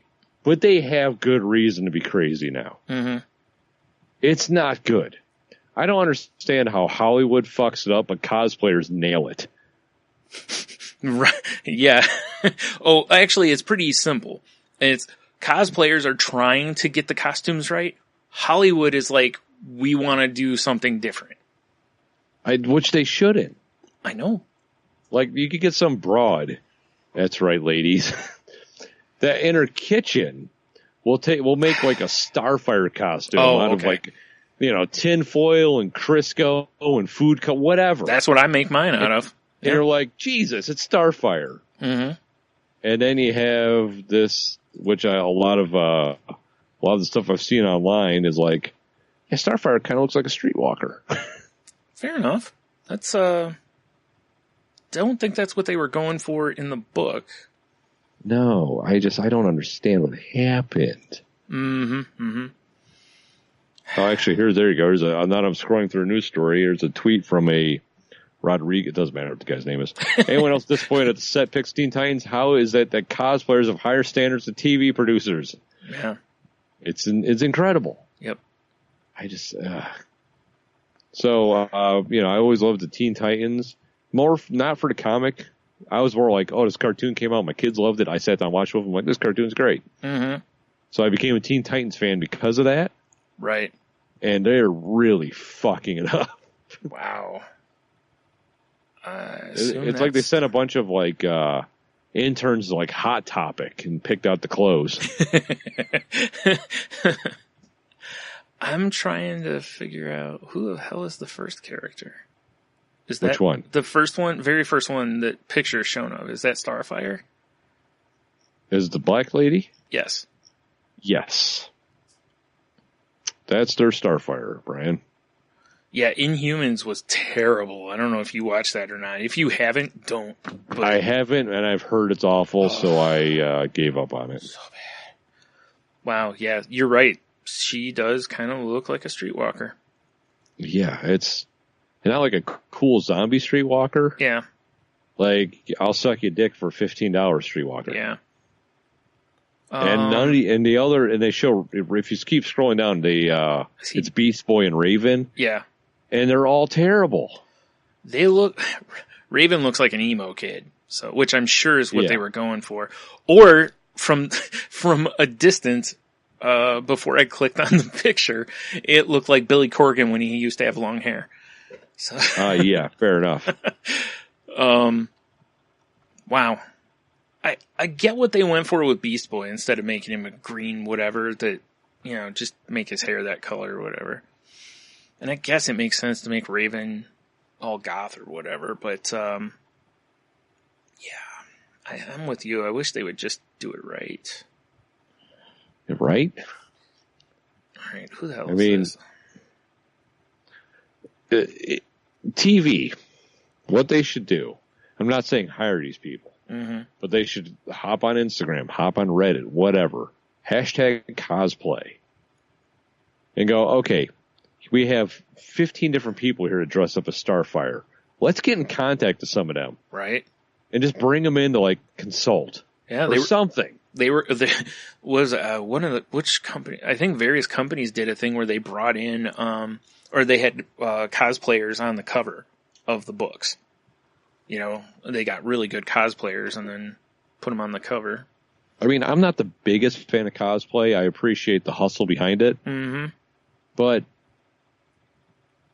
I mean, these people are just fans, spend their own money, their own time. Yeah. And they come up with, like the dude who's the Joker. I know everyone's seen him. Yeah. He looks like the Joker from The Killing Joke. Yeah. Yeah. I mean, I don't understand why Hollywood can't figure it out. Yeah, I don't.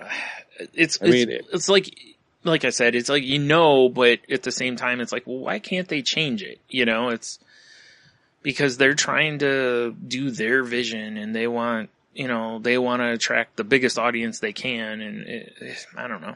But it's like Robin looks okay. Their vision,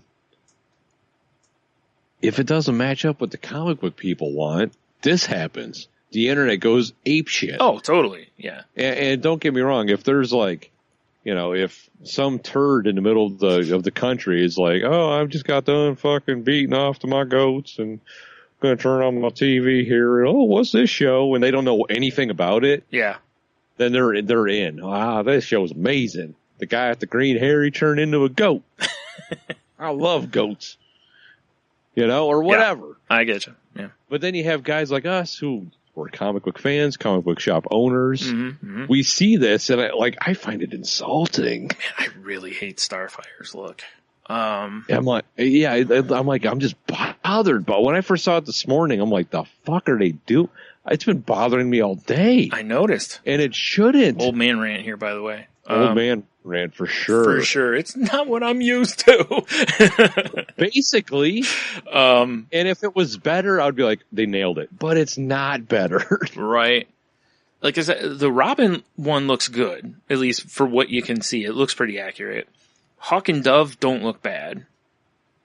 Not that I was ever a fan of theirs, but, Yeah, it's weird because with Raven, it almost looks like they were like, just let's make her this kid, like this person, Yeah. Like I said, I don't know, goth emo, whatever the fuck you want to call her. That's what it looks like. It's like they were just like, she's this. So, yeah. It looks like she stepped out of a 1996 music video or TV show, Like she could easily be in the background of Hackers. Yeah.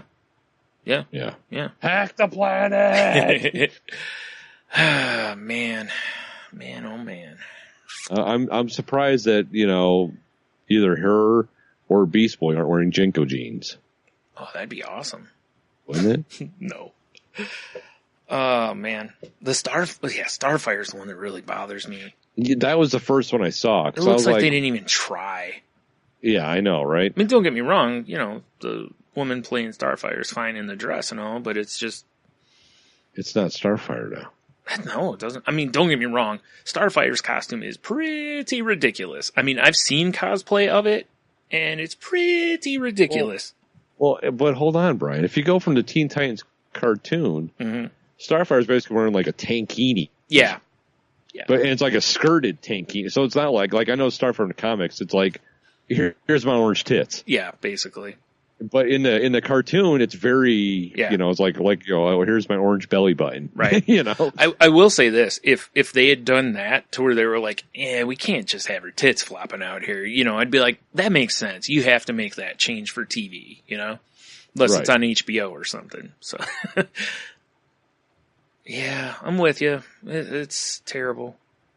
Yeah, it's actually funny because the picture they show of Starfire, they show 3 different looks that she's had that are much better. Right. So, yeah. I don't know how the hell I missed this, though. Usually when the internet goes ablaze on something like this, I usually notice. Yeah, I saw it this morning. I was just perusing Imager real quick before I went to work, and I literally was like, the fuck is this? And then I started scrolling through the pictures. I was like, oh, God. And I put it immediately in my notes. Right. Yeah, I would have definitely need to talk about this. Oh, man. Wow. Yep. Yeah, I'm not impressed. That's for a TV show, right? Not a movie. Yeah, it's for a TV show. That's what I thought. Yeah, that one. Yeah, that's right. Because at one point it seemed like it might be dead, the project, but I think they went back to it. Right. Wow. Yeah. Like I said, it reminds me of like Inhumans. Just, it looked like on some of them that they just didn't even try. Like the wigs are terrible. Reminds you kind of like that old Fantastic Four movie with the awful costumes and stuff. Right, exactly. Yep. It's like a length of fabric with a board in it for Mr. Fantastic's arm. Right. They just spray paint the driveway orange and just shoot it from up top and be like, yeah, that's Thing.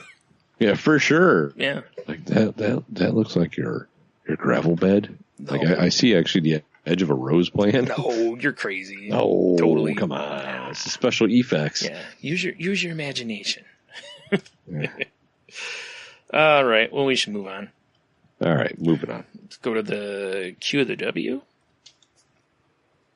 Oh shit! You know what? I just forgot to do the old Snapchat for the QW this week. Mm-hmm. My bad. But right. I do have some stuff on Facebook. I have a whole storyline appears on Facebook. Oh my. Okay. So last week's QW was, what is the weirdest thing you were afraid of as a kid? I'm going to do Dev's last because this is the storyline. Okay. So Clint, he says the doll aisle at Toys R Us. I couldn't walk through the aisle because I was afraid everything would come to life, kill me, then make a doll out of my remains. That's pretty detailed. That's real, Clint. They do that shit. Yeah, dolls don't fuck around. Yeah, They stay away from them American Girl dolls. That's what happens. They assimilate you. The only dolls they can trust are them real dolls. You know what I'm saying? Oh shit. Michelle, she says the man in the corn. As a kid, I lived across the street from a cornfield, and my room had 2 very large windows facing the corn. My fear was if I stared out the windows long enough, the man would hobble out of the corn and get me. I quickly learned to always have the blinds drawn. Yeah, that's smart. Probably that and the creepy neighbor. Yeah, I would have been afraid of the, children of the corn, but... Yeah, right? Exactly. Oh, boy, what's going on here? Amanda, she says moths. Okay. Moths are pretty creepy and terrifying. Yeah. A lot of people not fans of moths. All right, so... Great podcast, though. Definitely. The moth, yeah. All right, so I need to get into Dev's storyline here. It looks like a conversation between Dev and... there's more people getting in here. Okay. So Dev, he says, friends beating their dicks while I was spending the night at their house. Oh, God, yeah, I know this story. Oh, wait. That shit actually happened. Right. Legit fear. Yeah, Clint he recaps it on one of the Snake Oil episodes, but I can't remember which one. Oh. Hold on, Brian. Okay. Clint says, wasn't this the college experience you shared on Snake Oil Comics? Dev says, oh, no. There was another story of me staying at a friend's place. While there, he suggested we stay up late to watch Soft Core on Cinemax. Nice. I think he meant to say Skinemax. He did. When things started getting hot and heavy on the screen, he started getting hot and heavy under a pillow. It was super obvious he was jerking his dick. Wow. I was very uncomfortable with the whole situation. Probably because I didn't have a pillow to flog the hog under. Okay. Wait. What made it weird is he couldn't also masturbate? Well, so far. Okay, fair enough. I just want to make sure I understand. Yeah, you're getting your storyline squared away. Yeah, just clarifying, that's all. So Clint, oh damn, that's fucked up. He should have hooked you up with a pillow. Or a couch cushion, yeah. Something. Right. Dev goes, yeah, this is probably why the college roommate dick beating was less scarring. I just accepted that dudes casually beat their dicks around each other. Still fucked up, but This is a pattern with me. Wow. Clint, I promise to never beat my dick around you. # safe space. Good. Yeah, that's a good promise from a friend. Yeah. Also, don't use those pillows. Yeah, well, for sure. Why are your pillows so rigid? Exactly. Why is this one warm and gooey?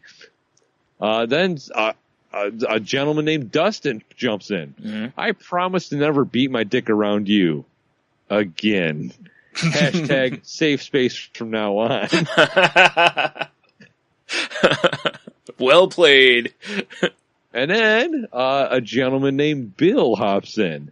I make no such promises. # safe space. # not a typo. Or I'm sorry. # safe pace. Ah, nice. # not a typo.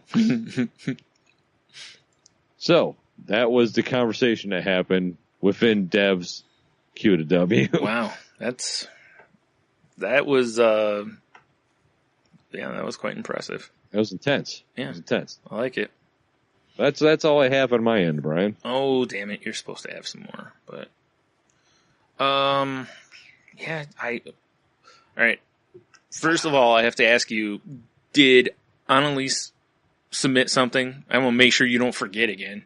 No, I didn't put anything up on Snapchat this week. Oh, right. Okay. So, yeah. I don't remember. I honestly don't remember her submitting, but I'm sure she did. Mm-hmm. You know, I have a tendency to have a few cocktails when I'm podcasting or to get really tired, and I don't know where the fuck I am. That's accurate, yeah. Yeah, so, you know, we made up online. Fair enough.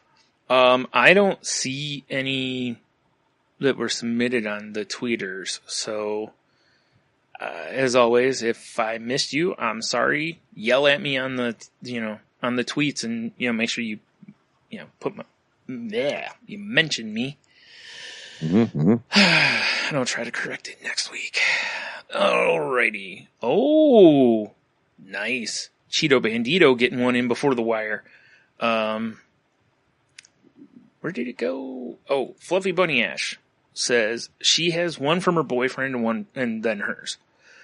Okay. And they're stories. So, excellent. Said she'll start with her boyfriends. When he was about 5 or 6, he saw one scene of the movie Deep Star 6. He's 90% sure that's what it was, with a deep sea diving suit that had been chopped in half. In his 6-year-old mind, it was a giant crab that did it, and it lived in his grandparents' basement. There's a half bathroom right at the bottom of the stairs. For a few years, he would sprint up and down the stairs if he had to go to the bathroom, because if he was slow, the giant crab would reach out of his grandpa's workshop and cut him in half. Holy shit, that's a good one. He eventually got over the fear when he grew tall, and running down the stairs would result in him smashing his head into the ceiling. Yeah. When she told me that as soon as she heard us, say what the question was, that jumped right into her head. That is a really good one, because that's the kind of shit I was looking for, too, is, the stuff you make up, like, the water heater in your basement gives a weird shadow and it looks like some dude standing in your basement, or, that kind of stuff. Right. Just really freaky stuff. So, yeah. All right. So hers, she said she had a hard time narrowing it down. I was afraid of some weird stuff when I was a kid, so I'll give you a little list. She was afraid of dogs for a while. Also swans. She says swans, I completely understand, because they're fucking evil. Yeah, swans are terrible. They're symbols of love. Fuck you. Fuck you. They're monsters. I watched a swan chase my nephew on a jet ski. Yeah. That swan wasn't on the jet ski. Oh, it was damn flying. it. Damn it. But that would be amazing. So if it was good. on a jet ski. I'm just picturing the gif of, what's his name? DJ Khaled, or Khalid, whatever his name is, on the one just going around celebrating with the big, anyway. The big bottle of champagne. No, I think he's just in the pool for that. It was, I don't know. Anyway, moving on. Sorry, I interrupted it's fine. Fluffy Bunny Ash's answer. She says she was also terrified of a ghost from an episode of The Real Ghostbusters that had a mouth in its stomach and ate other ghosts. He ate Slimer in the commercial break before the Ghostbusters rescued him was the most traumatic moment of my life at 4 years old. I was afraid that ghost was going to eat me too for months after seeing that episode. Well, that's a fucked up cartoon then. I know, right? And this one's my favorite. She says she used to have fever dreams of being chased by the giant boulder from Indiana Jones. Says, I still remember being about 7, waking up full on hallucinating from a fever, that it was chasing me and running down the hall to my parents' room screaming. It was maybe 8 feet to their room, but it seemed like a mile. Wow. Yeah. That is something. Yeah. I feel like my weird axe murderer guy means nothing. Mm-hmm. Next to giant crabs and boulders and ghost-eating ghosts. I don't know why, but Sea Lab Crab People episode just jumped in my head. Oh, accurate. Yeah. Dude, we're starting a metal band. Mm-hmm. Cannibal Ghost. It feels like that should exist. It does, doesn't it? Yeah. All right. So Cheeto Bandito sneaking one in before we stopped recording. He's very sneaky. What's the oddest thing that scared me as a child? For me, it was a dream. a nightmare. Nice. On my street. My great-grandfather died when I was about 5 years old. It was the first time I can remember ever being in a funeral home. Anyway, after that, I used to have this dream where I was in a room and his head was on the floor and his skeleton was on the floor and I had to watch where I stepped or else I would break his bones. I knew this because his head talked to me. It would wake me up and make me nervous to get out of bed. Weirdest fucking dream I've ever had, in parentheses. And I had it off and on for a year or two, end parentheses, and freaked me the hell out until one day I was like, all right, this is bullshit. It's just a dream and I never had it again. Wow, nice. He deals with nightmares the way you deal with sleep. Yeah, right? Away with thee. Done. He said, Be gone. It says, honestly, I can't say I've had another bad dream since. Oh, nice. That's messed up shit. That sounds pretty traumatic, though. Wow, right? what's happening? Fuck. Man. Now moths don't seem... yeah. Sorry, Amanda. I'm sorry for listening. Yeah, I'm sorry. Moths aren't that terrifying. No, anymore. really. I mean, I'd rather have to deal with moths than deal with some of that shit. I've had a moth flutter in my face. I smacked it away. Mm-hmm. Grandpa's head and his bones, and he's talking to me like, don't step on my bones, Sonny, or whatever he's saying. Yeah. Whatever conversation he's having with Grandpa's fucking head, that shit is weird. Right. Or getting clipped in half by a giant crab, you know? Right. Or if it's a crab laying on the ground and skeleton, it's a crab head and it's talking to you, and that sniffs you in half. You just can't beat that. I'm pretty sure that you die in your dream there. And, you know, if you die in your dream. Brian, we're starting a metal band. Okay. Cannibal Crab Ghost. You're just going to add words until this works, aren't you? Wait, Grandpa Cannibal Crab See? Ghost. What did I just say? With moth wings. Moth wings is the opener. Dick. Yeah. Or the, whatever it's called now, the support band or whatever the fuck it's called. Band, exactly. Yeah. Not called openers or whatever anymore.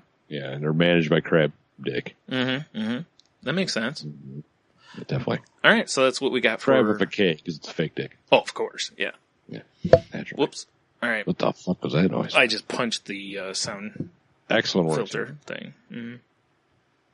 All right, that's what I got for the last week. So, if that's what you got, then we... I like what you got. Good job. Whoosh. Yep. I think that leaves us with one last of your pick 3 Q to W's. Shit. Do I have another one? I thought you did. I hope you do, because I don't know. No Q the W this week, folks. We're idiots. Everyone goes 3. I thought we were on your last one. I'm pretty sure I did, actually. I just have to find it. Oh, yeah. The last one I have is really dumb, but we can do it anyway. Oh, dude, this whole show's dumb. True enough. All right, this week's Q the W. If you had to have a tramp stamp, what would it be? Hold on. Funny story. I'm driving home today from work. It's the first warm day we've had in our area. True enough. First warm day. I got my window down, my arms hanging out, got no hat, no coat. I'm loving life. Right. Look over at the local baseball diamond because there's kids over there playing. I'm like, look at all these kids playing. And I see basically full asshole. What? There's this woman hunched over the sand pile playing it for a kid. Oh, okay. She's wearing the littlest tiny, bright green thong I've ever seen. Tramp stamp. Her whole ass is hanging out. Nice. It was a little distracting. It wasn't like oh, look at that. It was like, oh God, look at that. Did you get her number for me? Circumference, because it was weird. Hard pass. Yeah. So you said tramp stamp, and I just had a flashback, like a non-flashback. Yeah, that's understandable. It sounds traumatic. It was traumatic. Yeah. All right. So okay, the question is, what would your tramp stamp be? Yeah. Oh man. Like you don't have a choice; you have to get one. Yeah. Well, for sure, have to get one. Let's see. Mine would definitely be a tribal design. That's a good start. Yeah, that's a good start. Fuck. Definitely be tribal. Right. Either or maybe like the pinstriping on a cool hot rod, but not good pinstriping. Of course, because it's a tramp stamp. Yeah. It's like a little off. Mm-hmm. Like you got this part of it done in prison. Right, exactly. Yeah. God, I don't know. I'm trying to come up with something funny, but I'm drawing a complete blank. Right. Do you have an idea of what your tramp stamp would be? Not really. I'm sitting here trying to think of one, and the only one that popped into my head was like my face. Well, that would be pretty funny. But I don't know. I should have an answer because it's my question. But I don't. I want to say, okay, I think I got one. Okay. Because it's going to be the tribal design, right? Sure. But it's going to be, I can't remember if it was from the Great White North with Rick Moranis and, Bob and Doug McKenzie, Great White North. Right. Cuckoo. Yes. Yes. Mm-hmm. I'm pretty sure there was an episode or a scene where Rick Moranis had on a helmet and had deer antlers. He definitely did in something. And he was all like, "Rrr?" He had a great look on his face. Yeah. So I need Rick Moranis with the helmet with the deer antlers, and then the deer antlers transition into the tribal tattoo. That's what I know. Wow, that's pretty good. I like that one. I'm looking to see if I can find. Fair enough. I mean, I have a distinct memory of Rick Moranis and a helmet with deer antlers. No, I do too. I just can't think of which movie it was. Me neither. Yeah. Ah, dang it. Either that or the crab from Deep Star 6 beating its dick in the basement. Wow, that's pretty weird. With other crabs, but only one crab as a pillow. That seems fair. What the hell? If a crab got a swollen dick like that dog, would it have to go to a crab vet? Or you just throw it in a pot and eat it? I don't know. That's a good question. Dude, It's the beer and the sleep are starting to kick in. I noticed. Anyway, I should move on because I can't seem to find. I typed in Rick Moranis and antlers. And the only helmet picture I'm seeing is obviously dark helmet and for sure. Yeah. What's his name? When he was in Ghostbusters, I can't fucking think of his name. Anyway, I don't know. Everyone knows who I'm talking about. I would think. Yeah, I don't see. I mean, I guess if anyone knows what I'm talking about, or maybe I'm just super wrong. Please let us know next week. I feel like you're not, though. I feel like it was something having to do with him and Dave Thomas, not the guy from Wendy's. Wait, what? I said not the guy from Wendy's. But no. He's the guy that came up with the square burgers, the Baconators. I know, because they don't cut corners, Tony. I know. That's right, they don't. I read his autobiography. I would probably right now punch somebody in the neck for a Baconator. That sounds amazing. You know, I probably would too. Yeah. Yeah. Oh, man. All right. Well, I got to quit scrolling through pictures here because I'm not turning anything up. But I don't know. I really feel like that exists. Maybe it wasn't Rick Moranis. Maybe it was somebody else. Maybe it wasn't. I mean, I could be completely off. Yeah. So my answer is that I want to go over the top Murica. You know, I want all the coolest American things. You know, obviously, got a flag and, you know, looks like things are exploding. Obviously, a bald eagle flexing. Yes. Big fucking flexing its American muscles. Yeah. Yeah, so it's going to be along those lines. I was trying to think. I had something else I was going to say on it, too, but I can't remember now. Oh, you know, two scantily clad women on the sides, you know, to frame it. with like their legs? No, they're just standing there. So you get that sweet American vagina? Nope, I got a better one. Okay. You know the, what book is that from? Is it Death Dealer that Frazetta did? Where it's the guy standing up, from Star Wars, basically, that pose. When Luke has his lightsaber and Leia's down at his feet. Yeah. The Frazetta one where he has like multiple women at his feet, that's what it is. They're going to be at the feet of the bald eagle. Does the bald eagle have a giant two-handed sword? Well, maybe. Because I was thinking T-shirt cannon. Oh, well, that's pretty good. Because that's pretty America. Yeah. Maybe a t-shirt cannon in one hand and like a Bud Light Orange in the other. Not Bud Light Orange for sure, but yeah, maybe a Bud Light. That works. I was going to say a beer, so yeah, that fits. That's a beer. Mm-hmm. Sunglasses on them, of course. Brian, hold on. He's got, all right, so the bald eagle. So he's got his weird fucking feet talons. Mm-hmm. Right? Yeah. So he's got is it actual women or is it bald eagle women? No, it's actual women. Okay, so this is a weird bird. He's into some weird shit. Well, he likes fucking humans. Yeah. All right. So, all right. So he's got. You saw Howard the Duck. Anyway, moving on. Good call. He didn't. So he's got his pile of women's. Mm-hmm. He's got the t-shirt cannon and one talon. You know, he's got his art talon. His big old American hog. Just slinging eagle dick. Oh, I thought you meant a motorcycle. Eagle dick like bombs. Yeah. Yeah. Like, is that a Patriot missile? Oh, that's an eagle dick. Oh, it is a Patriot missile. Goddamn right. Hard for America. Right? Yep.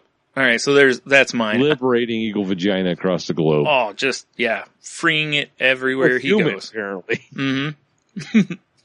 I was gonna, make a great back piece, but why not a tramp stamp, Then I can wear my shorty shirts, my midriff ones, and show off how proud I am of America. So if you take a tramp stamp and you're like, I'm going to extend it south, does it become a cheek piece? I guess depending on what it is, probably. I just don't know how that works. Yeah, I mean, if you got, I don't know what, but something done on, if you had like a tribal design that started at your waist and went down across your ass cheek, like the Rock's arm to his chest. Right. Like one of those, maybe. There you go. Kind of weird. It would be weird, wouldn't it? Like, I gotta wear a thong so I can show off my tattoo. Yeah. My cheeks. Like what? And my gaping asshole like the woman you saw. Well, I don't know how you're not aware. How do you not feel the warm breeze of spring across your buttocks? I was about to just do a great transition and you fucked it all up. Oh, I'm sorry. That's what I kind of... I know. No, it's fine. Plus, you got a sound drop to throw in here anyway. You mean, I'm giving you no tree fitty, you goddamn Loch Ness monster! Oh, no, not that one. Whoa, that's really low. I mean, not that one. Oh. Show me what you got! Nice. Much better. No, my transition was going to be, because I said, you show off your gaping asshole, and I was going to say, speaking of gaping assholes, go to saltylanguage.com. It's pretty good. Yeah. I'm sorry I plowed over that. Yeah. I haven't had a rogue horse. I haven't had a good transition like that in a long time. Remember when I used to do it occasionally? Yeah, it did happen. I had some good ones. Like, I don't know, one or two. Anyway, yeah, go to saltylanguage.com and check out all our past episodes, The Enthusiasts, all our social media links are on there. You can see the networks we're part of, like the Tangent Bound Network, Geek Life Radio podcast playlist, and Danger! Watch your back! Danger! entertainment. Yeah, boy! Oh my, Tony's all over the place now, folks. I'm losing him. Don't you die on me! Oh, man. Diabrams turn to live. All right. Anyway, yeah. If you'd like to help the show out and you're going to be shopping on Amazon, please swing by our website first and click on the Amazon banner. It will take you back to Amazon, and it won't cost you anything extra, and it helps us out, and we'd appreciate it. We'll give you kisses. Probably. I don't know. Depending. Whatever. Yeah, whatever. All over your awful tramp stamp.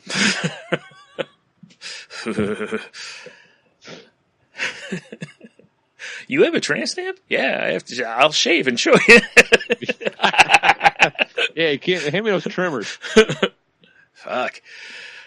It's like, in TV or movies, like when they pull apart like big foliage and shit, and there's a sign behind it. Exactly. Oh man. All right. Tear the vines off a building.